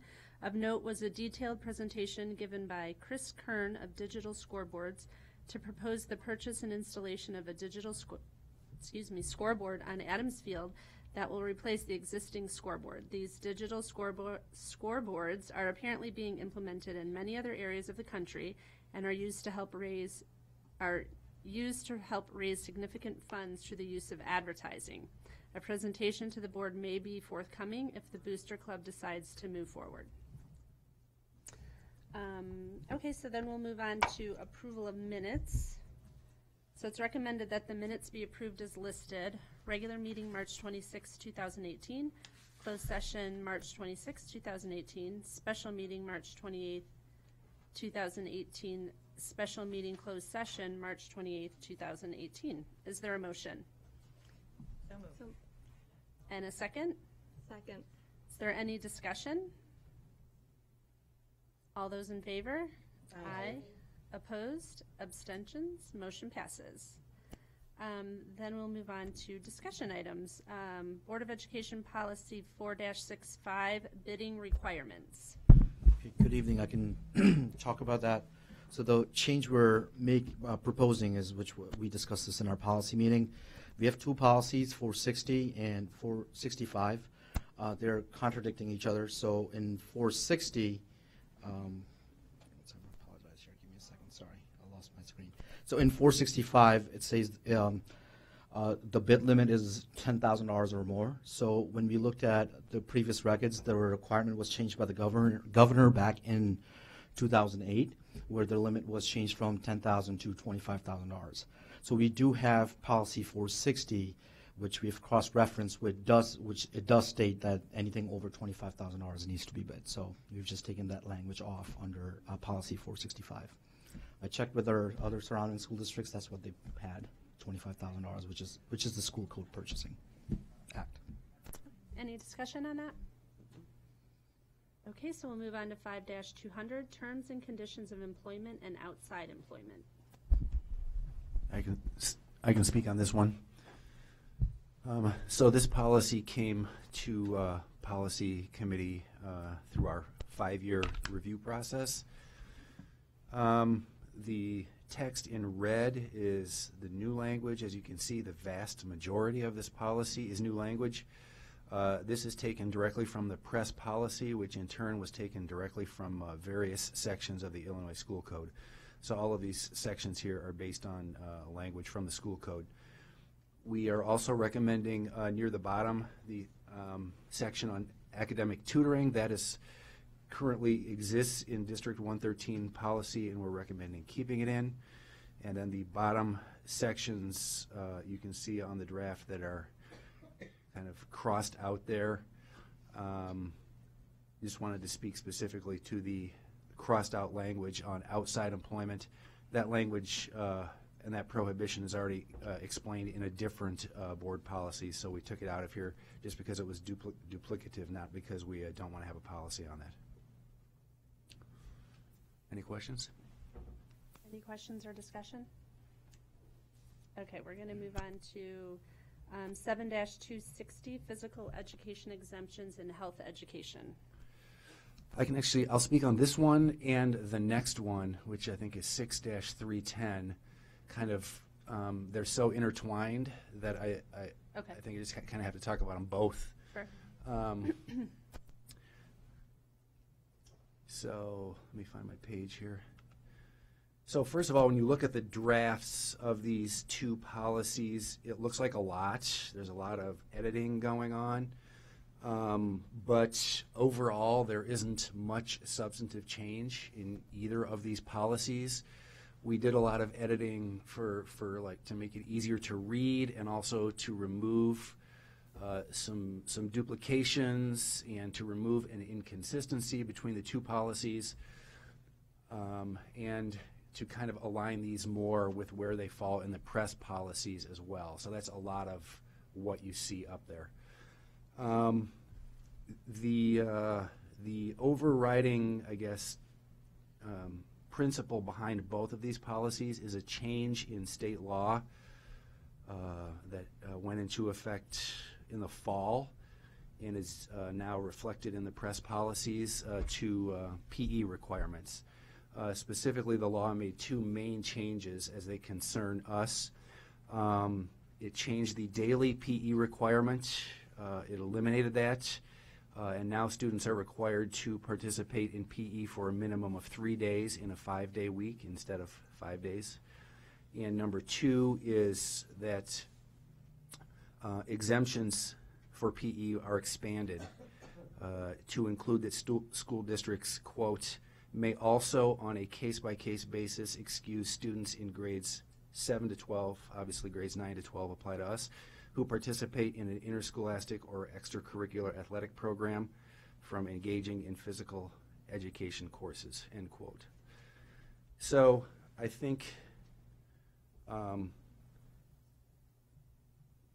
based on some of the discussions and questions we've already had on this, really what's almost more of an issue with these policies isn't so much as what's said in the policies, but what isn't said in the policies. Specifically, that even though the law now allows us to kind of have these expanded exemptions for grades 9 through 12, we've kept our policies written where the exemptions are only allowed for grades 11 and 12, just as they had been in the past. This was kind of the result of our process in this, which was, first of all, for me to consult with our PE department chairs at both schools and look at a lot of their information and talk to them about these sorts of things. I worked with our outside counsel on drafting these changes. We brought these to policy committee, I know it was at least twice. It may have been even more than that. And we brought the PE department chairs to the policy committee at least once also. And so the bottom line is this is where we landed in terms of our recommendation. So it's here today for a discussion item. I know there's probably a lot to discuss on these, so here to either take any questions or take copious notes. Okay, Annie. The one thing I actually wanted to add, and I know it was a question that a board member asked, was what didn't change is what could be exempted. So for example, you can be a premier national ranked figure skater and you from school code cannot be exempted from phys ed because it's not through our school. And so, you know, having a parent and some outside coach saying that you're doing physical activity doesn't meet Illinois school code. So that is not an exemption here. So again, the big difference is really just the 2 years. So you could go, we could exempt kids 9th through 10th if they're on a sport potentially or not. The recommendation from the staff after lengthy discussion, from the phys ed staff after lengthy discussion, was to keep it at the 11th and 12th grade, but really that's the only difference. David, Elena, sorry. I'm just thinking of, you know, sometimes you have a really wonderful athlete as a freshman or sophomore who is on a varsity team, and there's probably greater expectations of that student. Do we have the leeway to make an exemption for a student in that case, or is the 11, 12 firm? The way the policy is written now, it's firm, 11 and 12, and you can't make an exception. Was that question posed at yes. the policy? Yeah. What, That was Which is also the way the policy is written now. Okay. Right, and so a lot of the discussion was from the phys ed department, the success of how it's working now, helping transition to school, other things that happen, things like health. So sophomore year, you know, that, so. And it's not an issue for the parents of those students then, or has it? Well, again, until now, it hasn't been an option, so. Okay. I mean, it may be, but if they had asked before, Illinois school code would have said it wasn't permitted, so. Okay. David. Oh, I'm sorry. Were you done, Elena? I am done, but. Oh. I was going to say Debbie. something. I mean, there's a reason, well, so here we go again. We're asking the experts, we're asking the staff, the teachers, the department chairs, why, and that was very important. And I was not at that meeting. I started to participate long distance, and then I couldn't.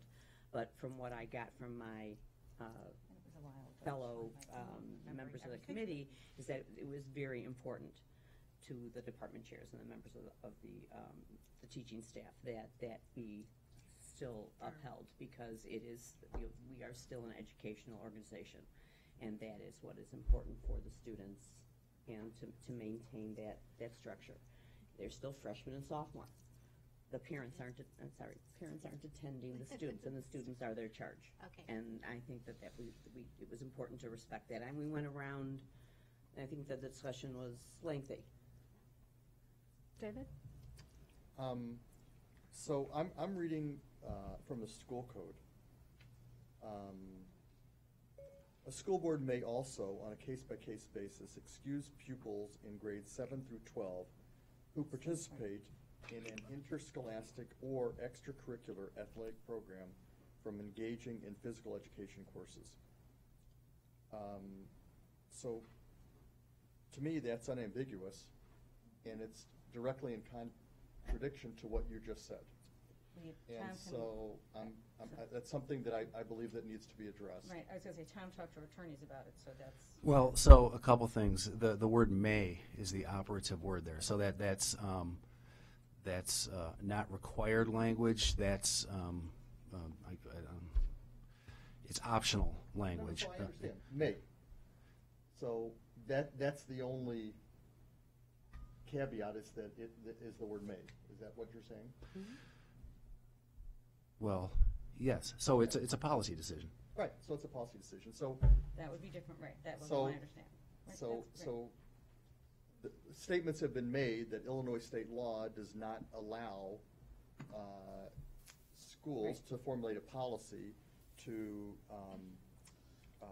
allow to excuse students in our high school from participating from interscholastic or extracurricular, and so that's just not accurate, okay? And so now it just becomes, what do we want our policy to be?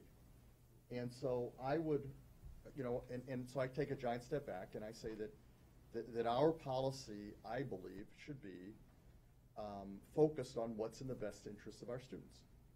And so I think that having, a focus on PE is extremely important, and we should have a focus on PE on the one hand. However, there are students that have very rigorous PE engagement on an extracurricular basis, and so the two that I can think of, that a lot of kids are involved in are, U16, U16, U18 hockey or soccer, for example, that are all, very rigorous, strenuous, with practice and game schedules that are significantly in excess of what our current PE requirements are. And so and in the end, what's in the best interest of our students, if they're getting the PE, then we're accomplishing the goal. What I would believe is the best interest of students is let's give them some extra free time during the day to let them focus on their academic work, because in fact they are accomplishing their PE goals.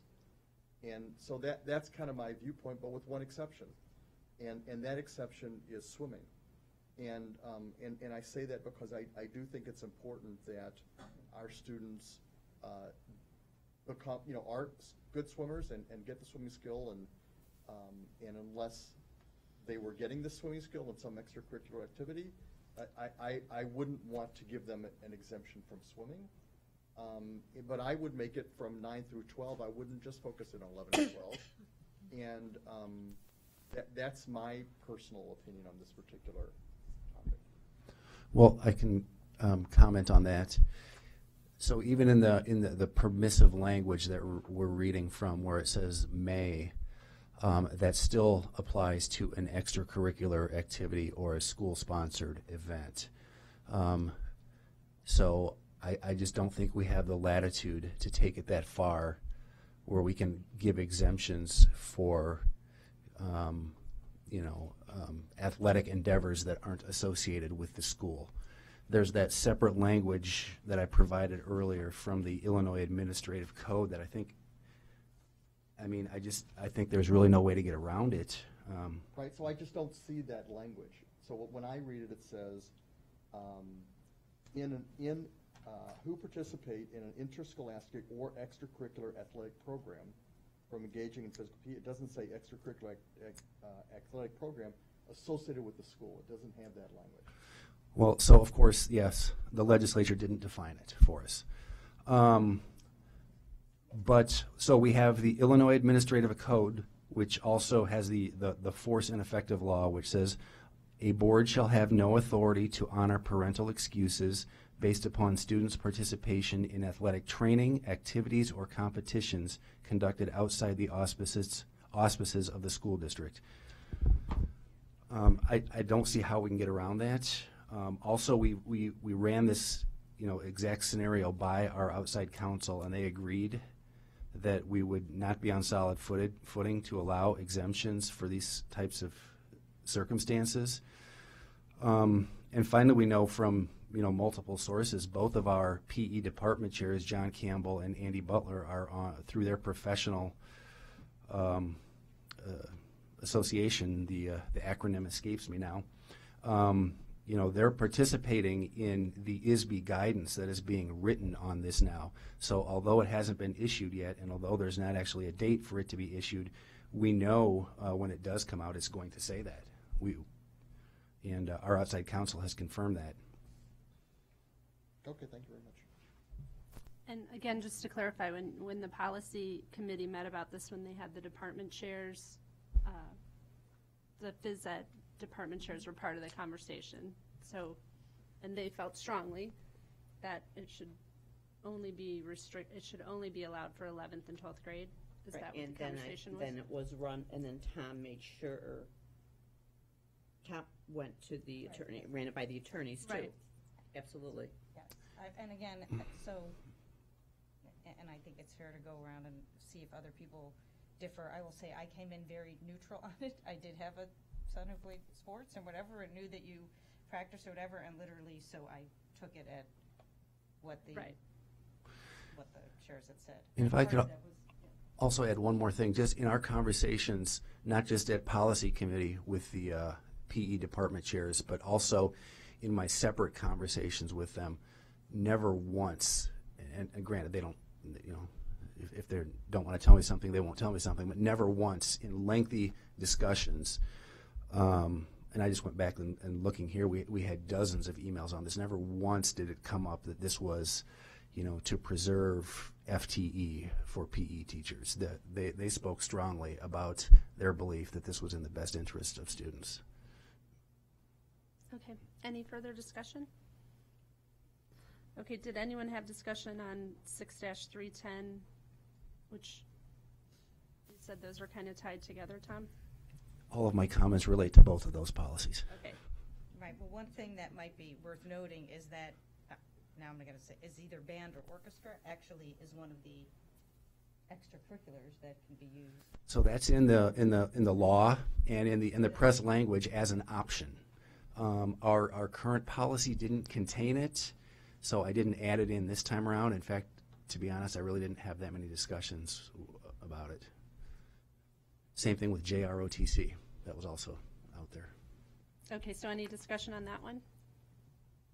Okay, so we'll move on to 6-140, education of homeless children. Yeah, this is also me. We just added one sentence. The second sentence in the first paragraph basically tells people where to find the definition of a homeless child. The next logical question is, why don't we just put in the definition of a homeless child? But it is about 6 pages, single space long, and it makes the policy unreadable. So I think it's just best for people to know that there is a definition. Okay. All right, any discussion on that? Okay, so we'll move on to 6-50, student wellness. And that would be mine. So this came up, there were some changes in the law, and so this came up through press as a recommendation.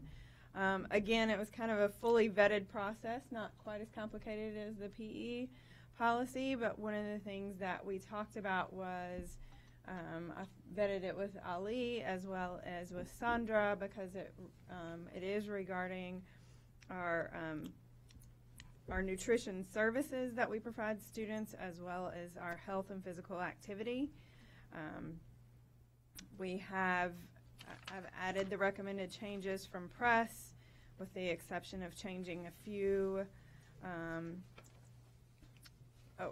changes, one being that under the goals for physical activity, where it says during the school day, all students will be required to engage in a daily physical educational course. Our attorneys have recommended changes in accordance with Illinois law instead of daily. And then we've added the nutrition guidelines for foods available during the school day and marketing prohibited. That whole section is new under the law, and that was a press recommendation. There's parts of this that are required by the law. I also vetted this through our attorneys to make sure that we have the proper procedures in place that we have to, and then with just very minor changes. Okay, did anyone have any? Elena? On the exempted fundraising days, it says that the number of exempted fundraising days is set by ISBE rule. Do we know how many those are, and how that's going to be monitored so that we're in compliance? I know that I don't know how many days that is. We can certainly look that up. And the activities and athletic directors will need to know that as we go through those, or like school chest and all of those kinds of events. So we'll make sure that they're up to date on that, because it does have to be monitored. Several of this this whole policy is really about monitoring the policy. That's kind of the gist of it. So, so we'll make sure. I mean, that some of this was already in our current policy too. I'm just thinking about charity drive in February. Yes, right, right, exactly. Charity drive and school chest are big ones, right? They all have, I mean, I think all the various, well, band and orchestra and Yes. chorus, they all have their individual fundraisers throughout the year. But I think each of the, this policy had a number of footnotes, this one and the PE policy. Correct. And I'm trying to remember if they had footnotes that had actually the number of days that were allowed, but if not, they will. Probably the next time we look at, no, it's not in here. No, it just says under the Child Nutrition Act. Right. So, I mean, eventually they may give us the number of days, but I'm sure that. That's all monitored through the buildings as well. Dr. Dignam is aware. We've had many conversations about it, yes. Because even now, he needs to do exemptions for this, he said, so, yeah. Yes, but yes. Okay. Any further discussion on that one? All right, we're going to move on to Deerfield High School and Highland Park High School 2018 summer work, which is a discussion and an action item for this evening. Well, I guess that's mine. Yeah. I'll go through the 4 bid packages quick to give you an overview so we can start the discussion off of that. The first bid package is the general trades package. That is to deal with the scaffolding is a big setup in the auditorium to do for all the other trades to access that space. It is painting, repairing. They're helping to follow behind the other trades doing their work to repair work that's going to happen. It's to access the clouds, floor to ceiling, painting. It's to deal with the flooring over at Deerfield in the CRC in the main office as well as part of the auditorium. That makes up the bulk of that work. The next bid package is the theatrical rigging. That is the work to be done on the stage at the auditorium. That takes care of any of the equipment for raising, lowering, moving curtains, lighting systems is the bulk of that job. The next bid package is the theatrical dimming and electrical work. This is everything from getting new power to the auditorium because we are significantly underpowered at that location. It's the dimming system, house lighting, the cloud lighting, wall lighting, communications communications to the changing rooms and support rooms to the auditorium so they can communicate better during performances. Then the last package is the electrical notification work. Essentially, it's the PA or intercom system. This is for both high schools to have complete upgrades and repairs to the PA system so we can get better communication throughout the facilities. It's involving rezoning the speaker systems so we have a little more control as sections of buildings change or modify. We can regroup parts of the buildings different through time. But the short term is it gets us better communication to everywhere in the facilities to help meet daily communication as well as safety and security needs. So those are the 4 main bid packages for tonight. Okay, any questions or discussion? So I'm looking at you. Yes, we do have our architect and CMs here tonight. So. This work, it looks like a little bit maybe came in a little bit above what we expected in terms of bidding, but primarily is that in the auditorium or? This is the notification system came in pretty close to what we expected. Everything else is in the auditorium. So there's more work there than we had anticipated based on some of the earlier proposals that were received by the district. But once the investigation was done, that's what led to realizing that we need more power.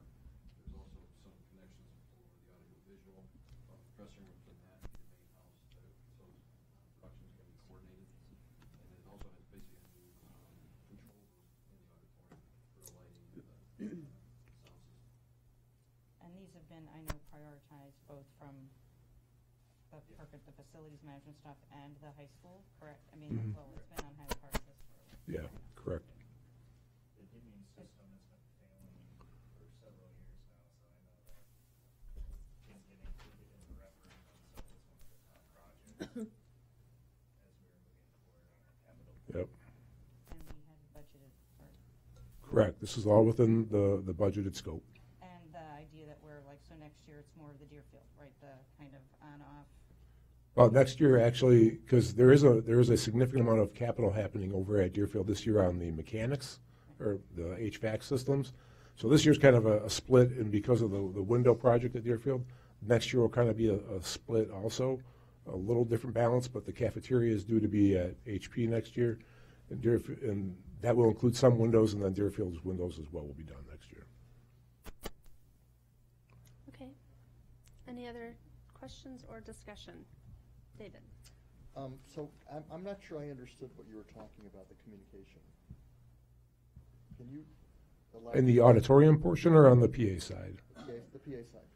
Oh, this is the package that's going to upgrade our electrical, I apologize, our PA system. So when they do morning calls or we need to use it for an emergency call, that will get coverage to all the facilities. And so which is that referred to in the package? That is the last package. 26. So the notification. What's called electrical notification is really the PA system. Correct. And so this is for both high schools. Correct, that's both schools. And so this is to fix 100% of the PA-related deficiencies that exist in both high schools. Correct. It's to make sure we have the coverage, we have the proper volume, the proper spacing of speakers. It's to get everything to where we can get communication out as needed. And when will all of this work be completed? Specifically, the intercom is due to be done by the end of summer. Okay. And what about for the rest of the work? The theater will go into part of September, and we have worked with Highland Park High School theater folks and the principal and admin team over there, so we can make sure that we can fit that in. We've had them in those communications. Part of our delay there is we have a little lead time on, I believe it's the fire curtain for the stage, and one of the motorized units that are going to be in there, they have a significant little lead time to them. So that's why we're going to partially be rolling into September, I mean. And your recommendation, for example, about the alternate items? Any one particular? Or? Well, so in particular, general trades? For package 6A. Yes. Repairing and repainting, the clouds and the ceiling and things of that nature. Yes, there's a significant of this part of this project's cost is the scaffolding system that has to be put in there for everybody else to function and do their jobs. So it seems if you're putting probably a better part of 100 plus into just scaffolding to not take care of some cosmetics and repair work up there, I feel it's probably much more beneficial for us instead of going back 2-3 years later. And will this include any repainting of the walls or the stage? Yes, it's the floor to ceiling on the walls in the theater part. I'm going to, I can't remember if the stage physically to match the stage.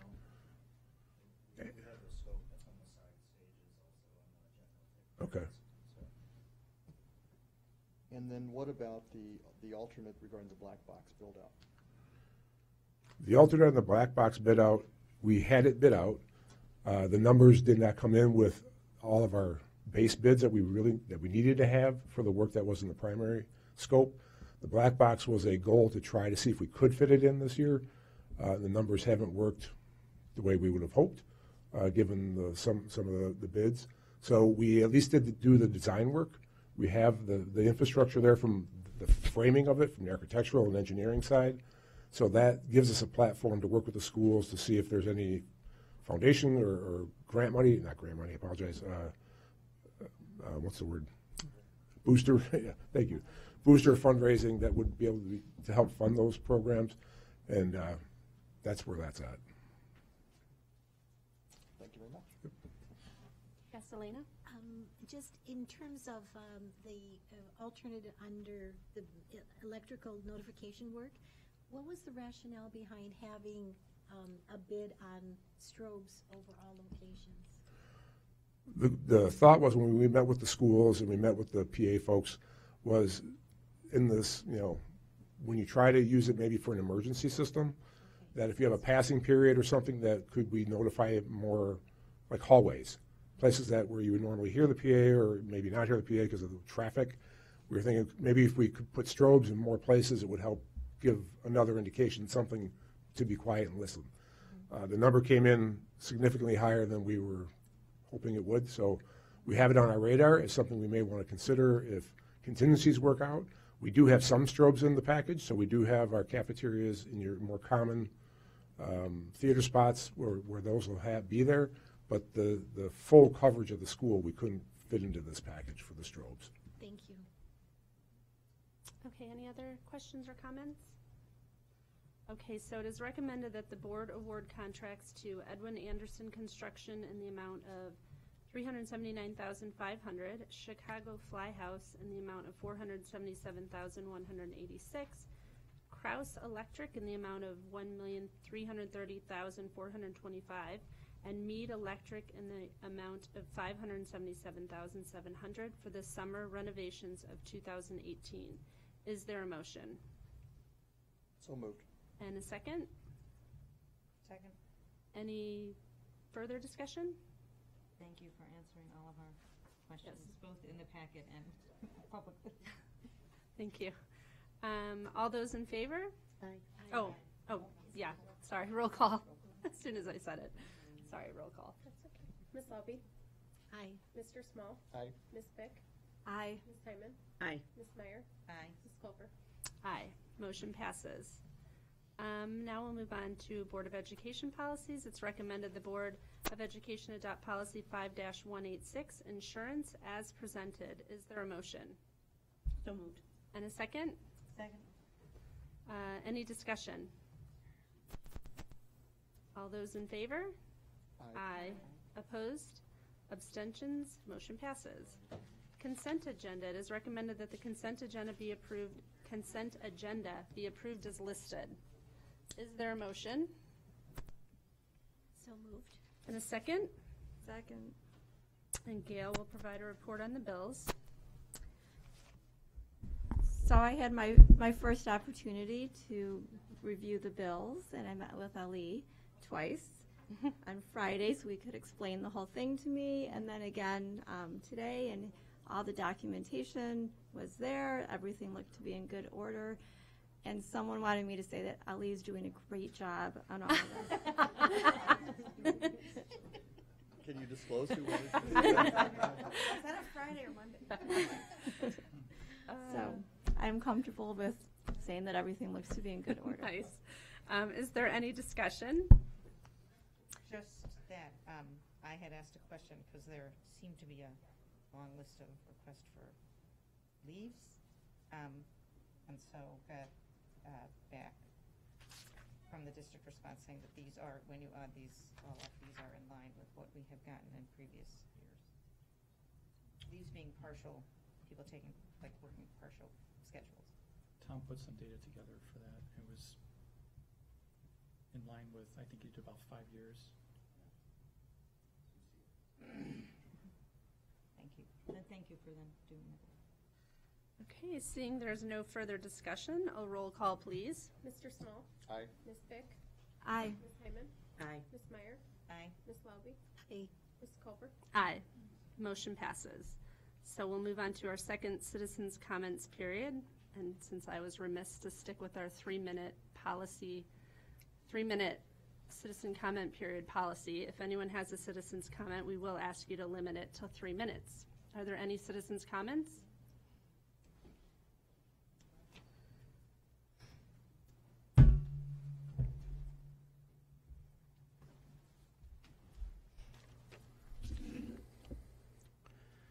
Jury Lab in Deerfield High School. This is item 13A2, terms and conditions of employment, outside employment. It's longstanding practice in this district to submit to the District Advisory Council any proposed policy that bears directly on teachers, teaching, or the classroom. By its plain language, this entire policy, which if you notice is in red because none of it's a correction, it's something that's all new, bears directly on teachers, teaching, or the classroom. Without getting into the particulars, there's broad, vague language in it. There's language that appears to concentrate power in the superintendent and there's language that is inconsistent with the employee manual. 3 questions. First, I'd like to know who in the administration decided not to submit this to the District Advisory Council before the Board Policy Review Committee can conduct its 5-year review. Second question, why was this choice made? And third, on what specific basis was this made? I think even if the intent was to act unilaterally, which I'm not suggesting it is, it's just rather bizarre departure from practice in this district. I would have thought, just simply as a matter of common courtesy, this would have been submitted to the District Advisory Council.